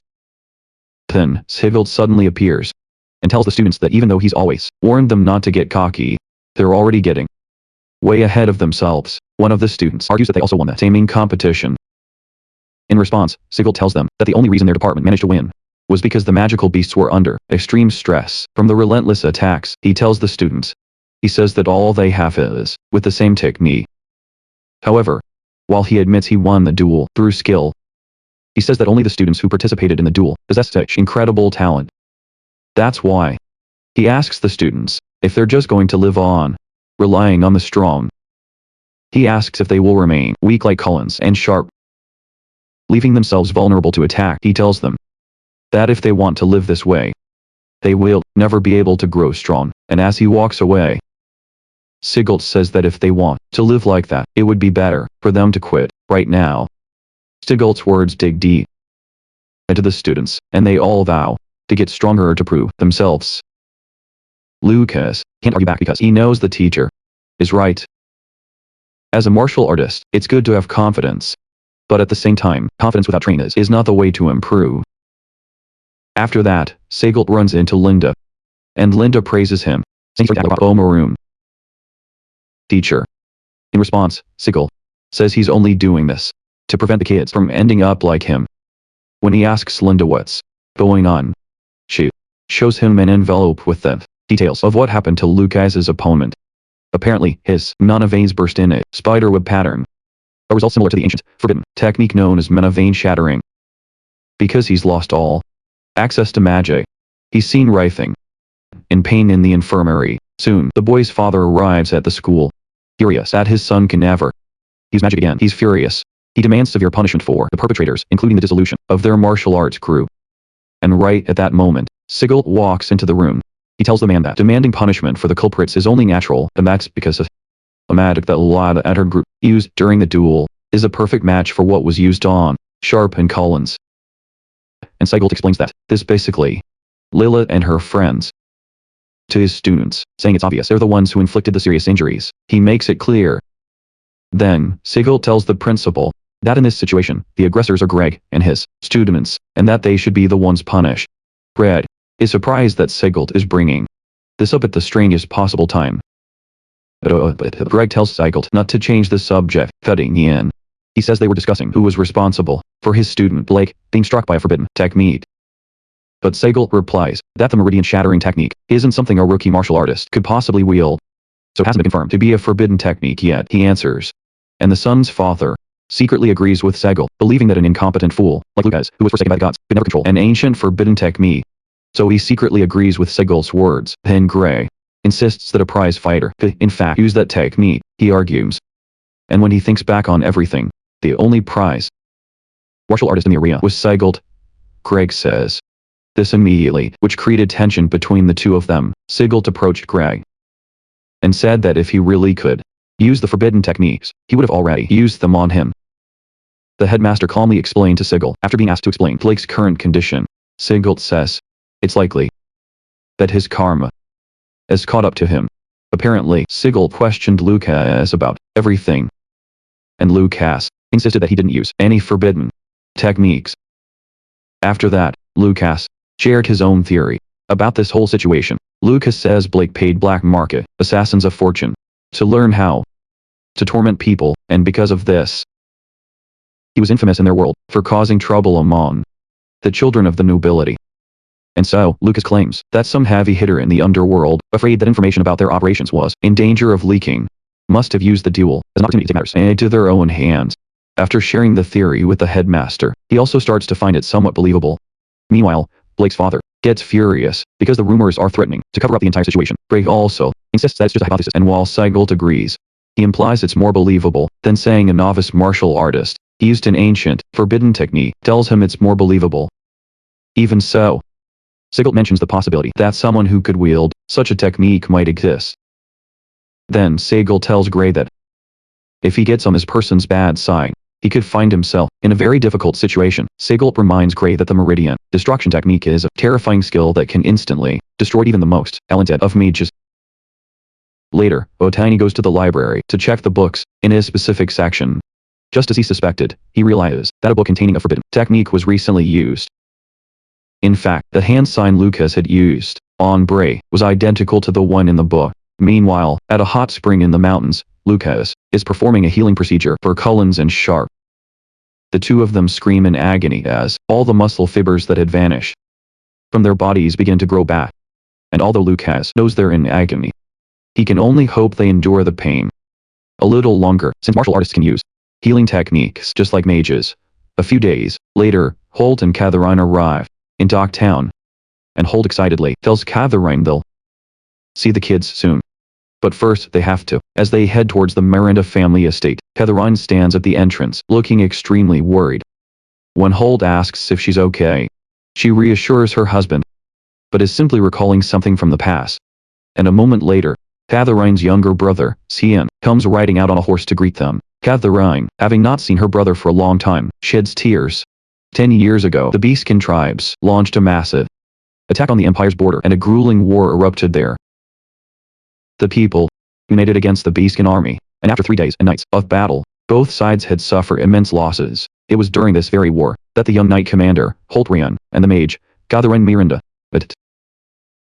Having overcome brushes with death together, the two of them vowed to spend their lives with each other. However, Catherine's father fiercely opposed the marriage, and because of this, their family bond was severed, and Catherine lost all contact with the Miranda family. Cian reacts with disbelief to the fact that their children met for the first time at the academy. Cian tells Catherine that their father has heard a lot about Julia. He says that Julia resembles her old self. Catherine is shocked to hear that her father actually acknowledged the existence of Juliet and Lucas, and just then, Saya proposes that Catherine come back home, saying their father has always missed her. Catherine is delighted to hear this, but Saya informs her that when he said he missed her, he meant only her. Holt quickly catches on to the situation and says he'll be heading to the front lines, telling Catherine to visit her family first. And though Catherine wants to object, Holt tells her it's alright, saying that his wife can finally go back home. He tells her he'll come get her after the expedition is over. Seeing this, Saya realizes that Holt had secretly asked her for help swallowing his pride, so that Catherine could reconcile with their father, and she understands what a truly good husband he is. Despite all of this, their father still doesn't care, because his daughter married a martial artist. Saya wishes that someone would appear someday and get rid of society's prejudice against martial artists. Back at the academy, Kay, Lucas, and Julia visit the cafeteria as usual. Outside, the rumor that an assassin had attacked Blake had already spread throughout the entire school. A moment later, Kai leaves to bring some food to Collins and Sharp, leaving Julia alone with Lucas. And it's not long before Lucas spots Julia's new hair clip, and she reveals that it was a gift from the Miranda family given to her by Gyoa. Lucas is delighted to hear this, realizing that the Miranda family is trying to get close to Julia, the genius mage. And so, for his mother's sake, Lucas encourages Julia to get along with Gyoa. Just then, Julia says she needs to write a letter to her mother to let her know that she's become the class president. While she's doing that, Mina appears to congratulate her on the new position, saying that in the future, she'll surely become a pillar of the school. And then, suddenly, Yawa gets up from her seat and storms out of the dining hall in a rage. A few minutes earlier, Yawa had gone to Linda's office to complain about Julia being appointed as class president. Linda explained that it was because Julia surpasses her in every other aspect, that he believed he was more suitable for class president. Linda urged Yawa to understand the decision, but it seems Yawa couldn't accept the fact that she had lost to Julia yet again. She becomes determined to prove that the teacher chose Julia simply because they like her. As they were leaving the dining hall, Julia could tell that she was angry and hadn't even eaten her meal properly. Lena asked Julia if she and Yoa were close, and Julia replied that they were, since they're roommates. Julia said it was her first time seeing Yoa's mind magic, saying it was truly incredible. Lena acknowledged that mind magic is rare, but before continuing the conversation, she activated a soundproof magic circle, so other people couldn't overhear them. Mena then said that mind magic users are a bit of a problem, as they're always difficult to deal with when they're smart. Mina tried to join the conversation by talking about her own wind magic but was interrupted. Lucas saw right through her intentions and suggested she just tell him why she was really there. Mina immediately noticed that Lucas was on guard against her. As long as Julia followed him, he believed he could have complete control over her. Mina acknowledged that Lucas was insightful and replied that she would get straight to the point. She asked the two of them if they knew about the dangerous place behind the school called the Maybeast Mountain Range. She mentioned that there had been some kind of ecological anomaly in the forest. Mina revealed that the number of Maybeasts had drawn sharp eye, and that even the Mayman leopard, which is had completely vanished.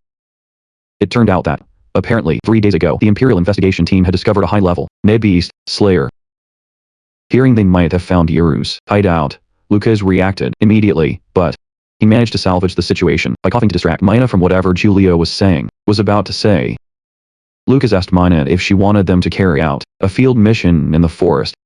Lucas also inquired about the difficulty of the mission, and when Mina realized that Lucas wasn't taking any of this seriously, she revealed that they would receive 100 points upon success.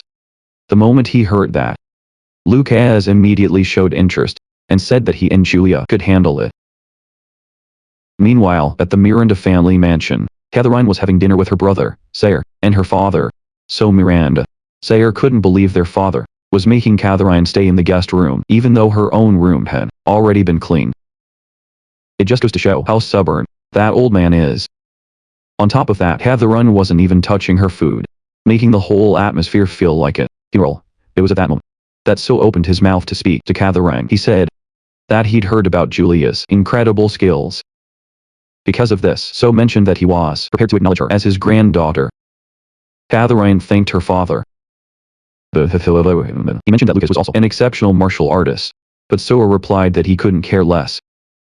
Soa said that the Miranda family only pursues one thing, those with the talent to become a holy great mage, and nothing else. Hearing this, Catherine realized her father's opinion on martial artists would absolutely never change. Just then, one of the attendants entered the room and announced that the investigation team that went to the Demon Beast Mountain Range had sent back new information. Hearing that, both Sian and Catherine were shocked to learn an investigation was being conducted in the Demon Beast Mountain Range in the first place. As Soa read the letter, he learned the team had reported that a new area was discovered beneath the nest, but the danger level was still unknown. And since the school is close to the mountain range, Siam and Catherine immediately stood up and asked their father what was happening on the Demon Beast Mountain Range, and their father calmed them down, reminding them that the school has teachers and even his own subordinates are there. So as long as the kids behave themselves at school, absolutely nothing would happen to them. He used this to placate them. As So was leaving the room, he told Catherine to just wait until this problem was resolved, told her to go see the children.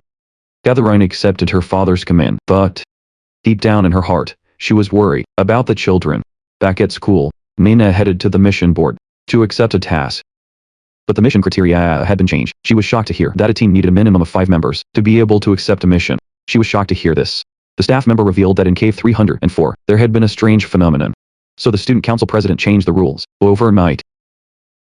And upon hearing this, Maya realized that Theod must have changed the conditions, because he believed that she wouldn't be able to gather 5 people. Seeing this, Lucas realized that Mana wasn't very popular, so gathering 5 people would be difficult for her. And he understood that this was the reason she had been acting so friendly toward Julia ever since the entrance exam. Maynard returned to the two of them and said they might have to give up on the mission. But Lucas told her to leave the recruiting to him and Julia. Mina was grateful for their help, but inwardly she already felt sorry for using them as her pawns.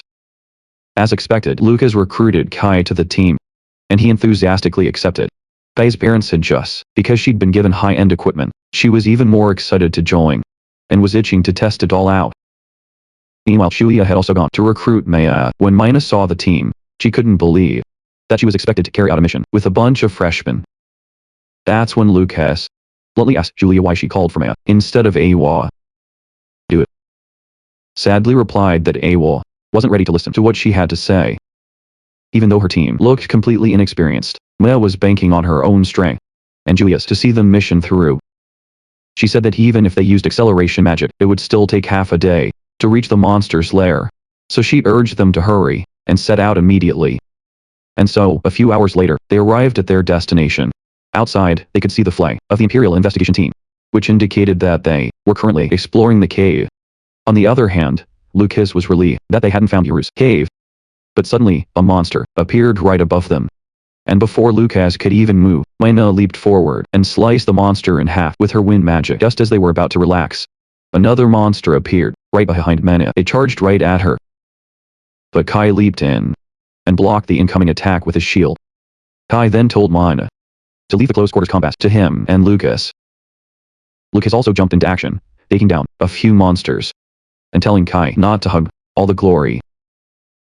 Kai immediately took it as a competition, asking Lucas if he could even keep up with his speed. At the same time, Maya created a water barrier, reassuring the team that she had support covered. Mana was thrilled to see everyone working together. This was exactly what she had wanted. Since Julia was still hanging in the back, Mana told her to try attacking one of the monsters. In response, Julia cast a powerful lightning spear spell, and it completely incinerated every monster flying towards them. Kai was completely floored by how powerful Julia's magic was. And even Minaya muttered something under her breath, but when Julia asked what she said, she just brushed it off and said it was nothing. And as it turned out, Mina had already started to realize that Lucas and the rest of the team were actually capable of handling themselves, and that she had completely underestimated them. After she finished clearing out the monsters, Maya took the time to heal the team, and Kai, being his usual self, started showering her with praise, calling her a goddess. Maya blushed at his words, but she urged Kai not to overdo it. But if Lucas had been the one to call her a goddess, she probably would have fainted on the spot. But then again, it was better for Lucas not to get hurt in the first place, so she quickly pushed that thought out of her mind. The team then headed to the cave, and were overwhelmed by how massive it was inside. Lana provided light for the team, and the deeper they ventured, they realized there was far more space than they had anticipated. Kai remarked that the cave was so large, a small army could probably march right through it. But Lucas figured the cave wasn't naturally formed, since it looked like it had been excavated. Lucas explained to them that this underground area was likely would be swarming with magical beasts. He said. Mina agreed with him, saying that the deeper they went, the more dangerous it would become. And after a moment, a group of goblins appeared. But before they could even reach the team, Julia used lightning magic to fry them to a crisp. And noticed that the goblins had been underground for so long that their eyesight had completely degenerated. A little while later, Kai informed the team he had a plan, since they couldn't just sit around and wait for the monsters to come to them. He had a plan. Kai put his plan into action. And a moment later, Kai was seen running toward the team, being chased by a horde of monsters. By doing this, Julia and Maya were able to set a trap for the monsters, and they wiped them out with ease. He said Maya was horrified to see this, but Lucas agreed that the method was quite efficient. He wondered if Kai was using an area of effect attack, which is common in games on Earth, and Kai also started to consider the possibility that he was a reincarnator. And basically Kai would lure the enemies to one spot, and the two overpowered women would finish them off all at once. Kai said that technique was something only he, because he was wearing high-end gear. He told the team it was possible. Kai teased Lucas, saying he was already stealing all the glory. But deep down, Lucas didn't care about the attention. However, thanks to Kai's reining them in, the team advanced steadily, defeating the magical beasts blocking their path, and gradually approached the center of the dungeon. They even passed by a zone filled with treasure. A short while later, the girls fell back to take a quick break, but Kai was enjoying the hunt so much that he just ran off to lure more enemies. And a moment later, Kai returned with a horde of monsters, but to his surprise, the team was no longer where he had left them. And unbeknownst to him, since Kai wasn't ready to give them a prey, they had hidden themselves in a crevice. And so Kai, while being chased by the monsters, had no choice but to run towards the cave entrance. Lucas told Big Owl that Kai was getting what he deserved and that they should just sacrifice him, while Julia offered a prayer for his soul. But Big Owl, instead of going along with the move, breaking the tense silence. No matter what happened, Maya declared she would save Kai. The others, however, couldn't believe that Maya was taking all of this so seriously. But suddenly, they heard a loud scream, and Maya was convinced it was Kai. But Lucas pointed out that the sound came from the center of the cave. Lucas was certain the recon team had found the dungeon boss. And though Mana suggested they go check it out, Lucas could smell the overwhelming stench of blood wafting from the center of the dungeon. At that, Mina gave the girls recovery potions to use, and they immediately started moving again. Mina said that the recon team alone should have been more than enough to handle the threat, so their help might not even be needed. But just a short while later, they stumbled upon a horrific scene. The entire recon team had been slaughtered. Horror gripped Mina, and she told the team they had to retreat immediately. Suddenly, a terrifying minotaur appeared, holding the recon team's leader in its right hand and a massive axe in the other. She froze as the minotaur appeared right before her. She never imagined there would be a restricted class monster in this cave, frozen in fear. Out under the watched as the minotaur prepared to crush her. But Lucas was already dashing toward her. Lucas knew that such a horrible monster had no business being anywhere near the cave. So something had to be terribly wrong. Lucas shoved Mina aside, bracing himself to take the full force of the minotaur's blow. But suddenly, the axe was blocked by a wall of ice. Julia rushed to her brother, asking if he was okay, and who had cast the ice shield. Lucas told the team that the one who cast the shield was the man being crushed in the Minotaur's hand. And the Minotaur was furious that the man had gotten in its way. The team members were also moved by the fact that even though the man was fatally wounded, he was still trying to save them. And that soldier told them an ancient seal in the cave had been broken, urging the children to run and call the Imperial Army for help. Enraged, the Minotaur tightened its grip on the man's body, and with a final scream, he passed out. The Minotaur then threatened to destroy them all. When all hope seemed lost, just when it seemed, the man regained consciousness and unleashed a massive wall of ice, trapping himself with the Minotaur. He screams for the kids to run and report what's happening in the cave. Lucas, though grief-stricken that he couldn't save him, he's overcome with grief, promises to return and get his revenge.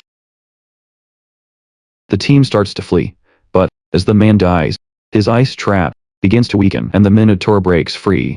Irritated, the Minotaur prepares to devour the soldier who stood in its way. But Julia intercepts it with a powerful lightning attack. He stands in front of the Minotaur, declaring that the man was a great warrior, not some bug, for it to simply crush. Mina catches the falling soldier with her windy magic, and they bolt for the exit. Lucas tells the team he'll stay behind to face the monster, and tells the team. However, Maya thinks there's no way Lucas can pull it off, since the Minotaur is a forbidden class demonic beast. He doesn't think they can make it. Lucas knows this won't be easy, as they're still scrambling to escape. The Minotaur catches up. It smashes the cave ceiling, striking it and causing immense destruction. He sees that Lucas is turning back to fight, but Mana intervenes, saying that as the vice president, it's her duty to protect everyone.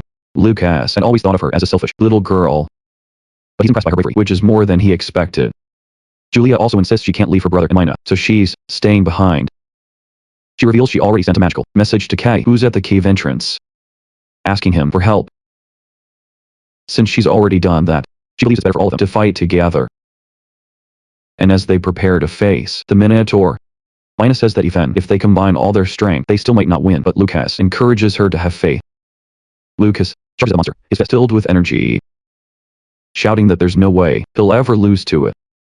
The Minotaur roars back at Lucas in a rage, and swings its fist, leaving a huge crater in the ground, but Lucas easily dodges the attack.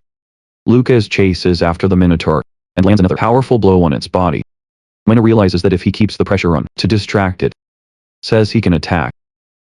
And the Minotaur, though annoyed by Lucas pestering him, is completely unaware that Julia is preparing a powerful strike. Once she's ready, she suddenly appears from above, and warns the Minotaur to stop messing with her brother. She blasts the Minotaur with a massive bolt of lightning, and the monster lets out a huge scream of immense pain. Lucas seizes the opportunity to strike the Minotaur's weak point, sealing its movements. With the Minotaur trap, Julia attacks with a powerful spell, Thunder Arrow Bell. And Mina joins in, hitting the beast with her own powerful magic, Wind Cutter. Joining the fray, as their two powerful attacks combine, the Minotaur spits up blood and collapses to the ground. But it tells them that once its legs have recovered, it's going to kill them all. Then, Maya declares she won't let that happen to the Minotaur, and attacks with Water Blast. Shockingly, the Minotaur's legs have already healed, and taunts them, saying that a little water isn't going to hurt it. The Minotaur becomes even more. It turns aggressive and threatens to devour them all, but Julia appears from above. She says it's about to learn what happens when a water-soaked body gets electrocuted. Julia vows to the monster that it will pay the price for killing her soldiers, and with that, she unleashes a powerful lightning attack. Thanks to the water, the lightning coursed through the Minotaur's body, digging into every nook and cranny. And Lucas, realizing what his sister and Maya had just accomplished, is deeply impressed. The attack was so powerful that the Minotaur couldn't withstand it, and crashed to the ground, completely unresponsive. And so, Lucas leaps on top of the Minotaur, getting ready to deliver the finishing blow. Suddenly, the Minotaur unleashes a massive, dark aura from its body, and as everyone watches, in horror, Lucas is forced to back away. Before they can even process it, the Minotaur is back on its feet, looking even more dangerous than moments before. At the cave entrance, Guy feels an immense pressure coming from inside the cave, and realizes the situation has become critical. And he, hoping his teammates can hold on, rushes to call for help. As the Minotaur is revived, releasing a massive shockwave. And once it is finished recovering, the Minotaur looks like a terrifying demon. Lucas, seeing blood pour from his ears, from the shockwave alone, realizes just how dire the situation has become. Lucas, hoping the girls are alright, turns back to check on them. But to his horror, Maynard had used the last of her strength to protect the others. But it wasn't enough, and everyone was gravely injured. Having exhausted her remaining power, Mina instantly collapses. And to make matters even worse, Lucas sees his own sister with blood pouring from her head, completely unresponsive. This sight shatters every last bit of his self-control, and with a powerful surge of energy, he charges toward the Minotaur. With his fist raised, the Minotaur tries to block Lucas's punch with its hands, but Lucas has already resolved to kill the beast, and he easily shatters the monster's hand. Not stopping there, Lucas goes after the monster's other hand and smashes it as well. But the monster continues to rampage. Lucas realizes this monster, which acts as if it can't feel pain, is completely insane. And to his surprise, the Minotaur regenerated its arm, and before Lucas could even react, the beast swung its massive axe right at him. Lucas leaps back, nearly avoiding fatal blow. Lucas soon realizes he's coughing up blood.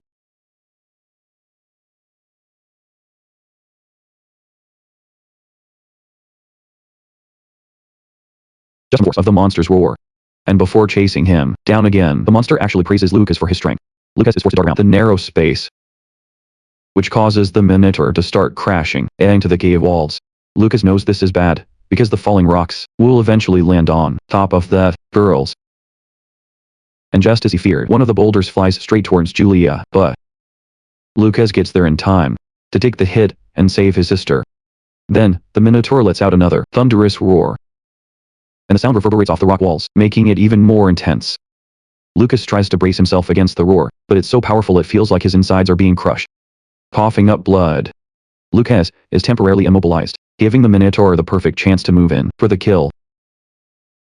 But the Minotaur's axe is stopped by Lucas's powerful defense, and he strikes back at the beast until he's sure he's defeated himself. Until then, they say you can't call it over. And from Lucas's punch, the Minotaur drops its axe. Lucas picks it up and charges toward the beast. Lucas tells the Minotaur that as long as he's alive, it won't lay a hand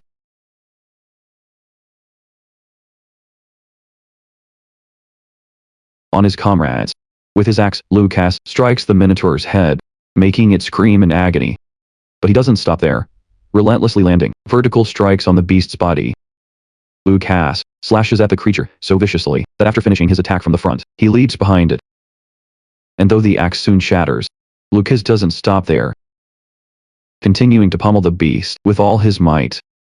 At one point, the Minotaur manages to grab him, but before it can even clamp down, Lucas frees himself with a dangerous technique that crushes the Minotaur's hand.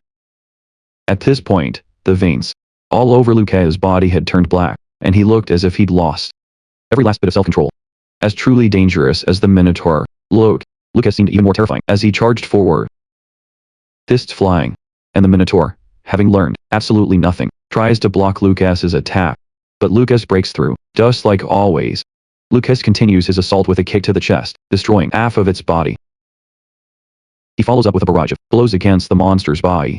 Lucas makes it clear that he will absolutely kill it. And at this point, Lucas has lost all humanity and control. The only thing he's thinking about is the monster in front of him, and ultimately, how he's going to kill it. Before the beast even knew what was happening, its upper body was severed from the rest, leaving it to wonder what had just occurred.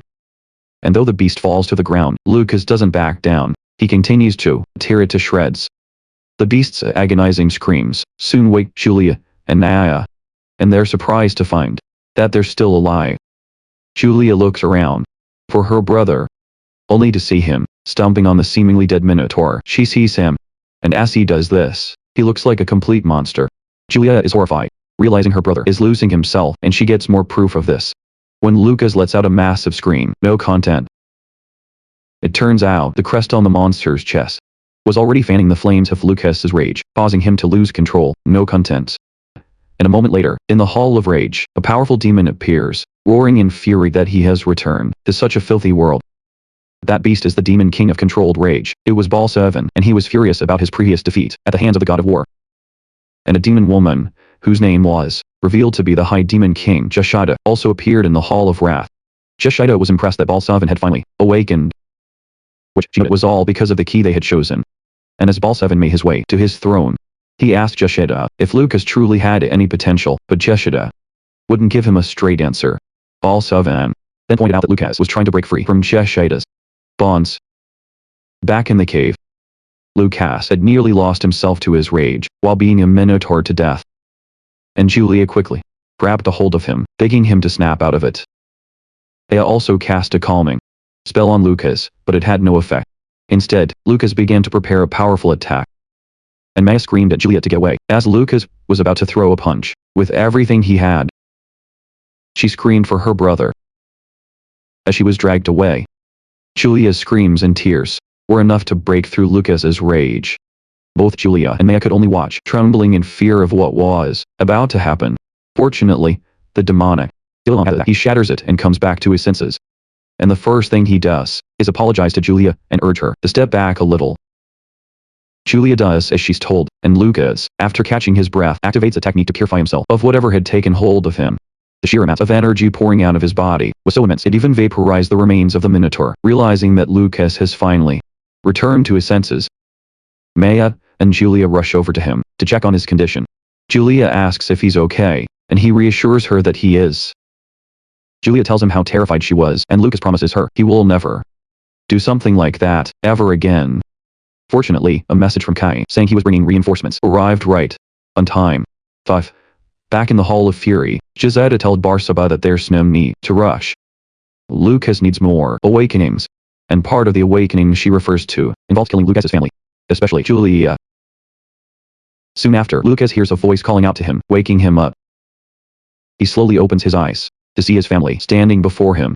But when he looks around, he sees he's in an unfamiliar place. He's terrified. He throws a powerful punch to destroy everything in front of him. He soon realizes that his body is moving on its own, and that he's being consumed by rage once again. Screams for his family. And when he finally opens his eyes, he finds himself in the school nurse's office. He had just punched Kai in the face. And Kai couldn't believe he'd been hit by a half-asleep Lucas. Kai tells him that if he wasn't already injured, he would have messed him up. Lucas apologizes for hitting him, and Kai walks away with a bright red nose. After he leaves, Lucas wonders why he had a dream like that. He begins to think that the strange power he got from the cave might still be affecting him. He also recognizes that feeling of losing control, the same feeling that turned the dead bandit into a monster. He soon realizes that because he let his rage take over, he had actually lost himself. This makes him wonder if he can truly control his anger during a fight. If there's anyone who can stop him, he starts to wonder. And so Lucas begins to think of an escape plan. He decides to keep someone nearby who can stop him when a fight is about to break out. However, he realizes that the only people who would be with him during his training with Inyu are the students. So that idea is complete trash. He knows all too well how dangerous it would be for them to try and stop him when he goes on a rampage. Just then, he realizes the only way is to stop himself. Later, Sigelt is seen heading to the nurse's office. He overhears two nurses talking about Mina, who was severely injured, and then the two of them mention that Mina was left in that state while protecting two brats from the martial arts department. Suddenly, Sigelt senses a powerful martial artist aura coming from Lucas's room, and he immediately recognizes it. Leaving behind a strong gust of wind, he rushes into the room. In Lucas's room, It's revealed that he has successfully pulled off the cloning technique. There are two other Lucases in the room, and he recalls from a book he read that the power of a clone is half that of the original body, and he remembers he's at his limit. And basically, this means that if he were to create clones of himself, his power would be split evenly, with each one having 1/6 of his original strain. And since Lucas knows that if he were to go berserk, this would be far too weak, he immediately scraps that idea and the clones. But he still believes it'll buy him enough time to escape. Just then, Sigurd enters the room, and he looks pretty serious. And Sigurd brings up all the strange things that have happened ever since Lucas arrived at the academy. After listing them off, Sigurd bluntly asks Lucas what his true identity is, and why he came to the academy. Lucas thinks for a moment, then nervously replies that he has no idea what he's talking about. Lucas says the only reason he's at the school is to learn martial arts and get stronger. Just then, Sigurd makes his move, appearing behind Lucas' back and aiming for his neck, but Lucas blocks the attack. And Sigurd stares at Lucas as if he's seen right through him. Before that, he asks what his ability is. Lucas acts like a fool again, and asks Sigurd what he means by his real ability. Deep down inside, Lucas knows that Sigurd is not joking and thinks it would be nice to have someone as capable as him watching over him. But at the same time, Lucas hesitates. Before Sigurd can make another move, or ask any more questions, Catherine appears at the door, and asks Sigurd who he is. Sigurd suddenly realizes it's a holiday today, and that parents are free to enter the campus. In a stern voice, Catherine tells Sigurd to stay away from her son. Julia is also with Catherine, and she asks Lucas who that man is. Lucas quickly diffuses the situation, revealing that Sigurd is his martial arts and homeroom teacher. Lucas tells them that Sigurd was just advising him not to face a powerful enemy head-on, giving him a little bit of guidance. Hearing this, Sigurd realizes that Lucas is subtly making fun of him. He knows this because Lucas must have heard his mother's footsteps and known she was approaching. Catherine believes Lucas's story, but suggests he rests since it's a holiday. And Catherine also subtly suggests to Sigurd that it's now time to leave. Since Sigurd, up until now, hasn't seen Lucas cause a single problem, he figures he has no choice but to leave. And after Sigurd is gone, Catherine reveals that she had to stay at the Miranda estate because Lucas and his team decided to risk their lives for the next item on their bucket list. Juliet is shocked to hear her mother has been in town for several days, telling her mother through tears that she wished she could have seen her sooner. Julia rushes at her mother and starts hugging her every which way she can. The woman, on the verge of suffocating, asks Lucas for help, but he has no intention of stopping. Julia's fun. Lucas then asks Catherine if he'll listen with her. She explains that the situation on the front lines is grim, and reveals that he left for the front right after dropping her off at the Miranda estate. That's when Lucas realizes that the Miranda family is willing to take Catherine back, but not Holt. And Catherine tells Lucas that her father, who placed first on the entrance exam, she says she was told to give it as a gift. As she opens the box, inside lies the heirloom sword of the Lion family, passed down for generations. Catherine explains that the sword was damaged years ago in Aladdin's army, and because it couldn't be repaired, it's no longer practical for use. And yet, despite that, it is still a family heirloom. As Lucas accepts the sword, his eyes shine with joy. He reassures his mother that he won't let his father's expectations down and will do his best to cherish it. Empty. Deep in her heart, Julia feels a pang of jealousy. And when the other two notice this, they start to smile. Julia catches them smiling, and almost rips their heads off. Lucas pulls her closer, empty, stroking her hair. He tells her that their mother likes her the most. Just then, Catherine opens a small box made from a magic beast core, empty, and tells Lucas she brought it for him. However, she also baked cookies, but only for Julia. The moment Julia sees the cookies, she instantly forgets she was ever angry. She jumps for joy, telling her mother how much she loves her. Catherine then takes out a letter that came from Jeremy. Catherine reveals that the letter is from their father, and that for Jeremy. She also prepared some medicine. This time, since Jessica didn't come along, it turns out that Catherine was the one who decided to deliver the medicine. It's revealed. And as for Julia, even though she doesn't like Jeremy, she says she'll take the letter and pass it on. Later, Julia heads toward the boys' dormitory, and Jeremy's friends tell him that he has a visitor. The boys see the genius, Julia, standing in their dormitory, and they're completely shocked. When they later find out that Julia is Jeremy's little sister, they all flock to him, urging him to take Julia on their next mission. This just makes Jeremy angry, and he slaps the guy's hand away, overcome with irritation and jealousy. Jeremy walks away, leaving the boys wondering what his problem is. They're curious. Apparently, he's upset about the fact that, while he's been at school, his father and mother have never once come to see him. But they did come, and they even decided to give Lucas a treasured sword just because he placed first on an exam. Jeremy is furious that Lucas gets everyone's affection, and because of this, that was originally supposed to be his. And before Julia and Lucas even knew it, their wonderful time together had passed. Their mother was scheduled to stay in town for a little while before she left, so they had no choice but to return to the Miranda estate. And even though Julia and Lucas knew they wouldn't be able to see their mother, they were happy just knowing that she was nearby. Meanwhile, Manhwa was severely injured, but Lucas made a potion for her. He lied and said it came from the Miranda family. And thanks to that, no one questioned the potion's incredible effects. Things went smoothly. And 2 weeks later, the Ellen Tower event was held. While the martial arts students were busy celebrating the event, Sigelt appeared and quietly told them to settle down. He reminded them of the event's importance, stating that the tower visit was part of their training. And just as expected, as soon as the mages entered the venue, they started bad-mouthing the martial arts students. Kai became furious when they started picking a fight yet again, but Lucas calmed him down. Lucas explained that most people just think they're lucky because they believe they just scrape by to get their positions. They are well aware that not everyone is a fan of them. In fact, the first-year homeroom teachers of the magic department went as far as complaining to the principal, saying they had no need for the umpire's martial arts master. And because of this, they demanded that the martial arts department give up their spot. But even in the midst of this whole situation, Sigelt showed no signs of concern. Lucas wondered if Sigelt was being that disrespectful to the principal, or if he had something else up his sleeve to be so confident. Soon, Sigelt gathered the students and gave them some words of encouragement, explaining that every year, the third years set an example for the freshmen by being the first to enter the Ellen Tower.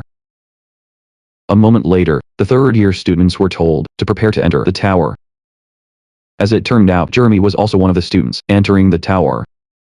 After 3 years at the academy, he was finally getting his chance to go inside, and he was ecstatic. Yeah, well, that was his own fault, since he hadn't managed to make it into the top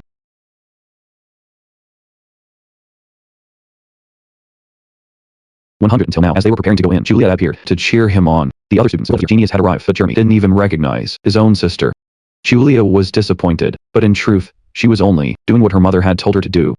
As the students prepare to enter, Jeremy vows that he will surpass Lucas. Upon entering the tower, the students must place their magic wands in front of them and close their eyes. Jeremy recognizes the voice speaking to them, but he can't remember where he's heard it before.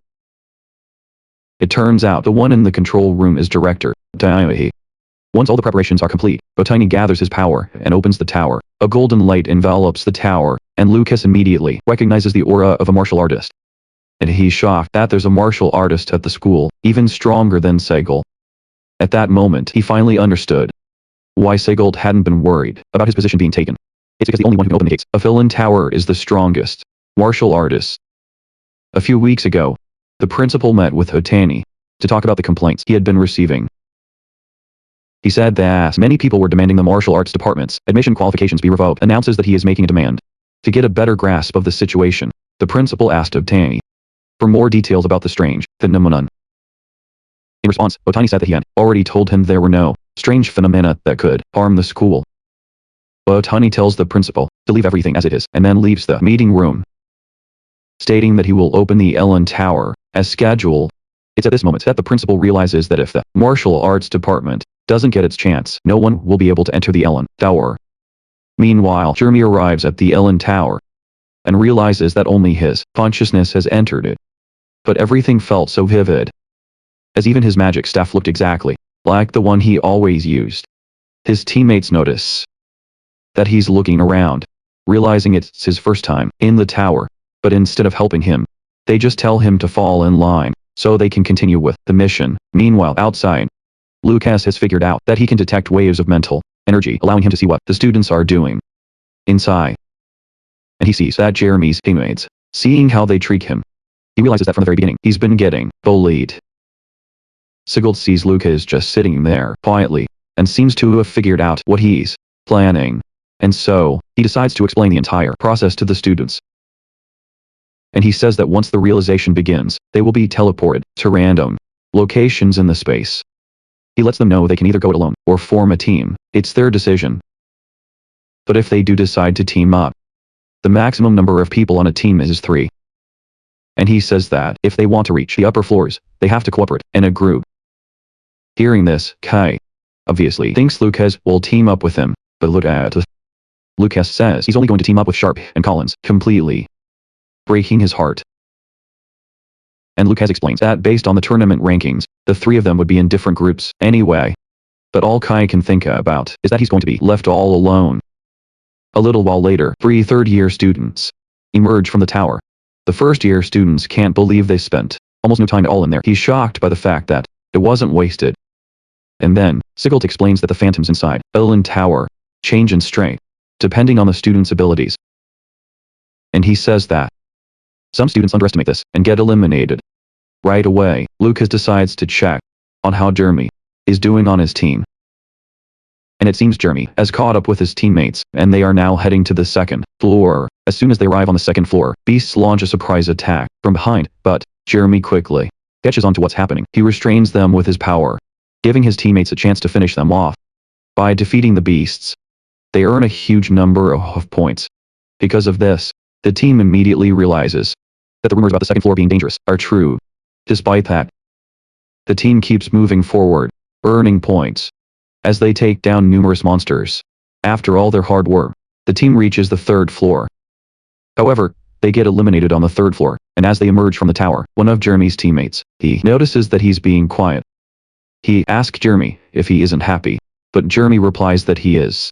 He explains it's because he could finally feel the same emotions his father must have felt whenever he was on the front lines. Because of this, he believes he's now one step closer to his father. A few hours later, Lucas realizes he can use his psychic energy detection to see what's happening all the way up on the 3rd floor. Within the manifestation, phantoms with different traits appear each time, and it seems even the same type of enemy gets stronger the higher the floor. And Lucas wonders if the phantoms are created from actual creatures that exist in the world. And if so, he wonders just how terrifying Otani's combat experience must be. He believes that Otani, just like Segal, has noticed his true abilities. And he can clearly tell that they are quietly observing him. I can see that, and because of this, he wonders if it's or something else, wondering if she should be worried. Soon after that, Maya and her group gather to enter the tower. She sees the lead group has reached the 4th floor, and everyone is cheering for Mina's group to catch up. Julia jumps up from her seat and cheers for Mina to do her best. Unlike with Jeremy, she turns around and thanks Julia. The instructor asks Mina if her injury has healed, and she assures him that she's fully recovered. Then, the instructor encourages her to do her best. And the other students are surprised at how well she gets along with the instructors, and even with Julia. They're amazed. One student reveals that Mina is quite talented, explaining that her sophomore year she became the vice president. They believe her skills at the time were second to none, except for the president himself. But they also know that she isn't popular. And as Mina overhears this, she realizes they're already gossiping about her. In the blink of an eye, Anna and her team reach the 3rd floor. But to reach the 4th floor, they avoid any pointless fights and just blast through the levels. Lucas is blown away that they made it to the 4th floor in just 30 minutes. For the strongest group of 3rd years, that's a seriously impressive record. The moment they arrive on the 4th floor, they're met with beastmen that are about twice the size of the ones from the 3rd floor. The team realizes this is why most students get wiped out on the 4th floor. But instead of sitting down to strategize with her teammates, Ina just walks up and one-shots every single monster in front of her. As she does this, she realizes her last mission really helped her own abilities to level up. She gets it now. She knows damn well that the monsters in front of her are a total joke compared to the Minotaur. From that cave, after wiping out the first wave of monsters, Maya tells her team she's leaving them on cleanup duty while she finds the passage to the 5th floor. As she continues to search for the passage, she's forced to deal with even more monsters that she has no choice but to defeat. After a grueling battle, the team reaches the 5th floor, to everyone's absolute shock. And Kai, in admiration, wonders when he'll be able to reach the 5th floor. Sigil suggests that just reaching the 3rd floor is that enough. Sigil tells him there's no need to rush. He explains that as long as he steadily improves his abilities, the enemies on the 5th floor will be nothing to fear. Hearing these words, Lucas realizes that Sigil must have entered the tower before. A moment later, Nina and her team emerge from the tower. Seeing the look of utter devastation on her face, Lucas knew she hadn't managed to achieve her goal. And as it turns out, T-Wood was watching from his office the entire time. He scoffed at the idea that Mina actually thought she could surpass a genius like him. What a joke. Later, Julia, Lucas, and Mina meet up at a restaurant. Julia congratulates Mina on placing first in the 3rd year practical exam. She praises Lucas too. She mentions that he reached the 5th floor, calling it a great achievement. With a disappointed expression, Mina says she couldn't break T-Wood's record. Julia is confused because she knows that T-Wood also finished on the 5th floor. It doesn't make sense to her, because that means they should have tied. And then Mina reveals that when she saw the stairs leading to the 6th floor, reveals that he was already exhausted. As for Tao-do, he climbed the stairs to the 6th floor and almost opened the door. Because of this, Mina believes that in terms of stamina, tactics, magic control, and everything else, she's still not as good as Tao-do. Mina changes the subject from herself, turning the conversation to Julia and Lucas to see if they'd found a team. Julia excitedly reveals that she's teamed up with Awa. She brags about how Awa claimed he only teamed up with her because his father made him do it. Meanwhile, Lucas thinks the Miranda family only approached Julia because they fully acknowledge her skills. Lucas tells the two that he's teaming up with Sharp and Collins. Julia is shocked to hear this, since she expected him to team up with Kai. Lucas tells Julia that their ranks are too different, so they ended up being placed in separate groups. But even though Lucas explained everything to Kai still clings to him, calling him a heartless traitor for abandoning him. And so Kai was left without a team, and while he was crying about it, Tacy appears, looking for a member, says he's looking for one more person, so Kai can join his team. The moment he hears this, Kai immediately joins Tacy's team. At the training grounds, Sigil is impressed that everyone has found a team. He's impressed, and since he knows what people are saying behind their backs, he tells them to cheer up. Since he knows all the trash they're always talking behind their backs, Sigil suggests they work hard so those insults don't become a reality. And Tacy also says they'll work hard so they don't give their haters what they want, boosting the team's morale. The other students chime in with her, saying they'll prove they've earned their right to participate in the Ellen Tower. Lucas is impressed by the way Sigil boosted the team's morale despite all the nasty rumors going around, and Sigil's motivation works wonders. The team begins to train with everything they've got. During brace-in training, Sigil would explain all the things they needed to know. Sigil would even sometimes take a hand-on approach and spar with the students. And although the training was harsh, since everyone knew what they were training for, not a single person complained. At last, the day of the freshman practical exam arrived. Because the results of the magical beast taming tournament were deemed valid, the martial arts department was notified that they would be participating in the practical exam. And with that, before entering, the martial arts students gathered to hear a speech from Sigil. He told them that once they go in, the very first thing they must do is meet up with their teammates at the central staircase. He then said if you can run, then run, but if you can't, you must fight with your lives on the line to take down at least one enemy. Hearing this, the students from the magic department started making fun of the martial arts students, saying that even their own homeroom teacher didn't believe in their skills. They even looked forward to seeing what kind of things would happen when martial arts came face to face with a magical beast. All of them were certain that the entire martial arts department would be wiped out within 3 minutes. This time, however, I didn't get angry or flustered. And Lucas was pleased to see that the kid had grown a little. Once everyone was ready, the proctor shouted for all 12 students to step forward. And from the command center, Ateni, who was watching everything unfold, believed the time had finally come for the latest elect by the god of war to fulfill its purpose. And with that, Lucas took the lead. The students march into the tower to face the first great trial of their lives. And as he steps into the space, Lucas realizes that everyone is following Sigil's instructions. Avoid the enemies and head straight for the central staircase. That's when Lucas figures out he needs to go in the complete opposite direction. As it turns out, the first floor was swarming with goblins, and these monsters use magic to blind their enemies before they even fight. Lucas quickly figures out where the goblins are and tells Sharp and Collins to wait for him. He tells them there's something he wants to test out, but reassures them he'll catch up in no time. Then Lucas unleashes his clones and takes down the goblins. But, just as he expected, he didn't earn any points for this. He notices that the energy composing the illusions inside the tower is the same as the energy he uses to create his clones. This immediately tells him that the illusions are being created by the very martial artists who opened the tower is the same as his own clone's energy, so he thinks that even if he uses a clone, he won't be discovered. And so Lucas decides that while his real body continues climbing the floors, he'll use his clone to protect Sharp and Collins. And right at that moment, it occurs to him that he can use magic to change his clone's appearance. He gives it a try. And just as he expected, it works perfectly. His clones transform into goblins, and Lucas smiles, finally having a way to move freely inside the tower. But Dietes, upon realizing that Lucas has mastered the cloning technique, is astonished at his rapid progress. However, he's more interested in what Lucas is planning to do. He wonders if Lucas will just farm points for his classmates like usual, since helping them every time would undoubtedly be detrimental to their own growth. Later, a huge problem arises when some team members are surrounded by 3 goblins and a giant. This is a major issue, because at their level, the most they could handle was just 2 goblins. Just then, a student recalls that goblins have low intelligence and are slow-moving.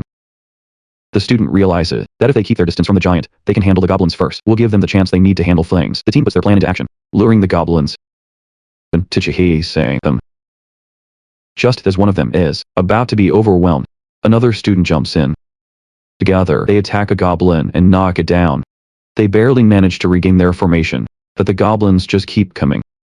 Finally, they manage to run one of the goblins straight through, killing it. The kids are shocked by this, realizing Seggold was right. If they work together, they can actually clear the first floor. Riding that wave of momentum, they go after another goblin. From a distance, Lucas stands there, watching their every move. It's then revealed that the goblin they just killed was one of his clones. Basically, he's doing this to train them so they can understand just how much fun a fight can be. And a few minutes earlier, Grab and his anti-team had seen the martial arts team get surrounded by monsters. And given how much they hated the martial artists, they had already written them off as dead. Unnel was certain of it. Greg was sure the students would only end up completely humiliated, but when the students won, Greg nearly lost his mind, recognized that the tide of the game has turned. Inside the tower, the martial arts students are gaining more and more confidence, chasing down the goblins without any fear. By working together, they manage to push back the goblins and finish them off. When Greg realizes the students just took down 2 high-level goblins, 2 of them, he's absolutely consumed by rage. Sigurd, on the other hand, is overjoyed and uses this chance to encourage the others. The rest of the students agree and cheer him on, but the students from the magic department still believe it was nothing but a fluke. Suddenly, from the team that just defeated the goblins, Sigurd sees a strange energy dissipating from around them. He can't help but wonder if Lucas was the one behind it again. Later, Lucas meets up with Sharp and Collins. The 2 of them had been worried sick, so they're relieved to see him. Lucas mentions that he was teleported to a faraway place and asks if they've seen anyone else. And then the 2 tell him that there's still one team that hasn't arrived yet. But, besides his team, everyone else had already made it to the gathering point. They were all there when Lucas met up with the rest of his teammates. He realized that while they were a bit exhausted, thankfully no one was seriously injured. That was a relief. Lucas knew the team that had defeated the goblins would be showing up soon, and said that once everyone's safety was confirmed, they needed to advance to the 2nd floor. He told his team this. Meanwhile, on the outside, their anti-fans were refusing to admit that the martial artists were doing just fine on their own. They just didn't want to believe it. They all just assumed the team had only made it to the 2nd floor because they'd run away from the enemies. That's the story they were going with. Since all the first-year students from the magic department usually get eliminated on the 1st floor, Gregon nearly bit his tongue off trying to figure out how their entire team managed to reach the 2nd floor. He just couldn't wrap his head around it. As things were unfolding, Gregon was keenly aware that the martial artists would soon grow into a real threat to the mages. Upon arriving at the 2nd floor, the teams are randomly teleported, and this all depends on the group's performance. Apparently, The stronger the team, the more difficult the trial. To avoid any casualties, he needed to find his other classmates, and fast. He sends out his clones. These clones move out to find the others, taking the form of wolves. Sharp and Collins soon appear, and ask Lucas how he's doing. Lucas then reveals that there are many enemies, and to make matters worse, they move in packs. Sharp confirms this, saying it's pretty difficult to avoid a fight completely. This confirms it. Lucas then reminds the two of them that this entire trial is meant to give them combat experience. He reminds them. Collins agrees with Lucas, saying that running away would defeat the purpose of the trial. Suddenly, an enemy from above launches a surprise attack, aiming for Lucas. The attack lands, and as a cloud of dust rises, his teammates shout his name to check if he's alright. As the dust settles, Lucas is unharmed, and he reassures the two that he's fine. Bolulance is shocked that he couldn't even sense the enemy approaching, and yet, Lucas was able to dodge it. He is surprised. Sharp adds that if it had been him, he would have died. Immediately, the battle begins, and as the team engages the enemies, they hold their formation. After defeating one of them, Lucas tells Sharp and Collins that they need to take care of the first wave of enemies. Otherwise, the main force, because they would be surrounded by the enemy unit. And suddenly, Collins, paralyzed by fear, drops his dagger and starts to panic. While they were digging in the snow, another enemy approaches, but Lucas shouts a warning just in time. Sharp blocks the attack, but the monster knocks the weapon right out of his hands. This reminds him of what Segel said, that the monsters on the second floor are completely different from the ones on the first. The enemies are fundamentally stronger and smarter, capable of launching powerful surprise attacks, and even having the ability to steal weapons. But instead of being afraid of being disarmed, Sharp actually decides to teach these monsters a lesson. Suddenly, the monster is attacked. As it turns out, Sharp had equipped himself with a pair of gauntlets before entering the tower. Sharp then declares that when it comes to pure strength, no one can possibly compare to him as he charges toward the monster. And just as Sharp is about to land a hit, the monster leaps backward, dodging the attack. But this was all part of a well-laid plan. Between Sharp and Collins, Collins intercepts the monster mid-air and slashes it from behind. While the monster is still roaring from Collins's attack, Sharp lands a powerful punch to the chest, finishing the fight and ultimately winning the battle. Lucas is impressed and praises the two for their teamwork. Lucas himself has already defeated his own monster, and for the glory of the martial arts department, he suggests that they all keep moving forward. Meanwhile, outside, Greg can't believe that not a single one of the martial arts students has been eliminated. Greg knows they should have been surrounded by monsters the moment they reach the second floor, so it's a mystery how they are still alive. The magic department students begin to speculate that the difficulty of Ellen Tower must have been lowered because the martial arts students are just that weak. But one student figures that can't be right, because if it were, the teachers would have already complained about it. Meanwhile, on the second floor, Lucas and his team are fearlessly busy taking on the monsters. They face off against skeletons, monster wolves, and more, and even though the monsters look dangerous, not a single member of the team backs down. Whenever someone misses an enemy they were fighting, the teammate is always there to cover for their mistake, showing just how incredible their teamwork really is. After a while, Collins and Sharp are already starting to say that they're getting exhausted. Hearing this, Lucas subtly uses his hero's battle cry on the two of them, giving them a boost of energy so they can keep moving forward. And apparently, that skill is passed down exclusively through the Ryan family. With this, Lucas believes they'll be able to clear the second floor together. A short while after this, a monster suddenly launches a surprise attack on Collins and Sharp. The attack catches them so off guard that they have no time to even move. Just as they're about to be shredded to pieces, an arrow flies in from behind and takes down the monster. It turns out the help came from a student of a different team. Simultaneously, the teams take down their enemy, racking up a massive number of points in the process. Yeah, and riding that momentum, the team believes they can actually make it to the third floor. A moment later, when all the team members realize they've reached the stairs to the third floor, they nearly wet their pants, and even the other teachers start talking about this, saying the students from the martial arts department are moving like anything but freshmen. Before they knew it, they were wondering what on earth Sigurd had taught the children, and started praising him. And suddenly, Greg flashes a wide grin, saying that since they've already hit their limit, not everyone will be able to make it to the third floor. And he confidently states that they'll have no choice but to be forcibly kicked out of the tower. Just as he predicted, by the time the students reach the stairs, they're already exhausted.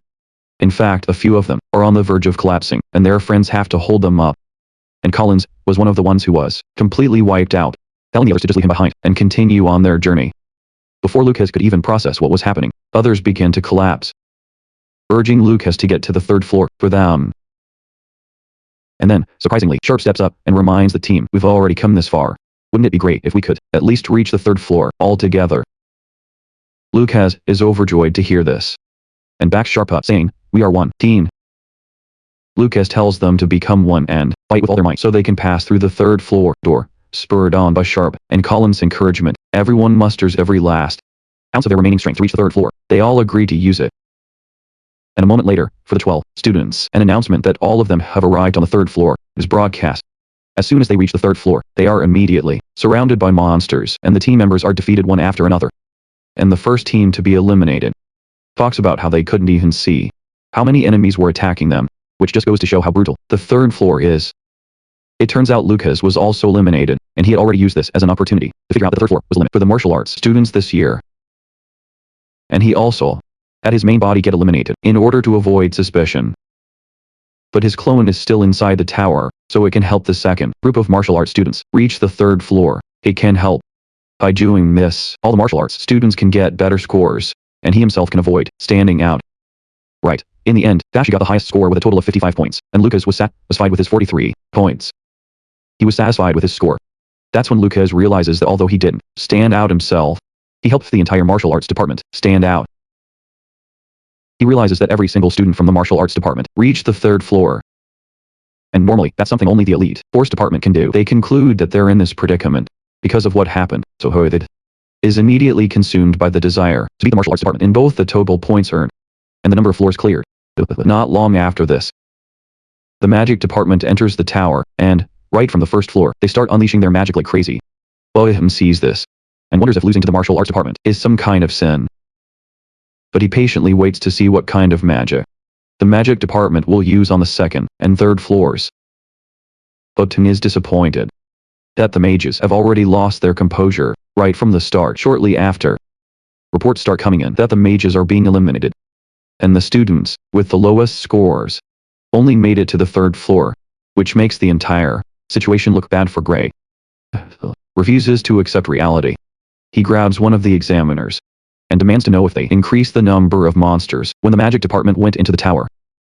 But Linda steps in and urges Greg to accept reality and stop embarrassing himself in front of the students. Linda tells Greg that unless he's admitting his own abilities have deteriorated, then the tower is functioning normally. He says he's sure that it's working. Greg is left all alone and watches in horror as Linda approaches Sigurd to talk to him. As it turns out, Linda was praising Sigurd for outperforming the magic department. Sigurd humbly replies that the students simply worked hard to get to the top on their own. And then, Sigurd reminds Linda that the elite class is next to go in, so she should be there for her turn. But Linda replies that she doesn't need to be there because she trusts her students. Besides, she trusts the class president, Julia. Meanwhile, Juliet is busy defending her brother, saying that he could easily get to the fourth floor if he just wanted to. Fourth floor if he really wanted to. The proctor cuts her off, saying it's time for her and her team to enter the tower. And just then, Lucas cheers for his little sister, telling her to do her best and to eat some candy. The proctor wonders why Lucas specifically told his sister to eat candy, is surprised by this. And as Julia pops that candy into her mouth, throwing it in, the proctor takes a closer look and realizes it's a pill that rapidly restores Ma. The proctor is shocked that Julia received something so expensive just for a school exam, especially since martial artists who can craft such pills are incredibly rare. And as usual, it's only after swallowing the pill that Julia realizes she's been tricked. In his head, Lucas knows that Julia already has more than enough. But since everyone always takes a potion before a test, he doesn't think it's a crime to make her have one too. Yep, with this, Lucas is certain that Julia is going to deliver an absolutely outstanding performance.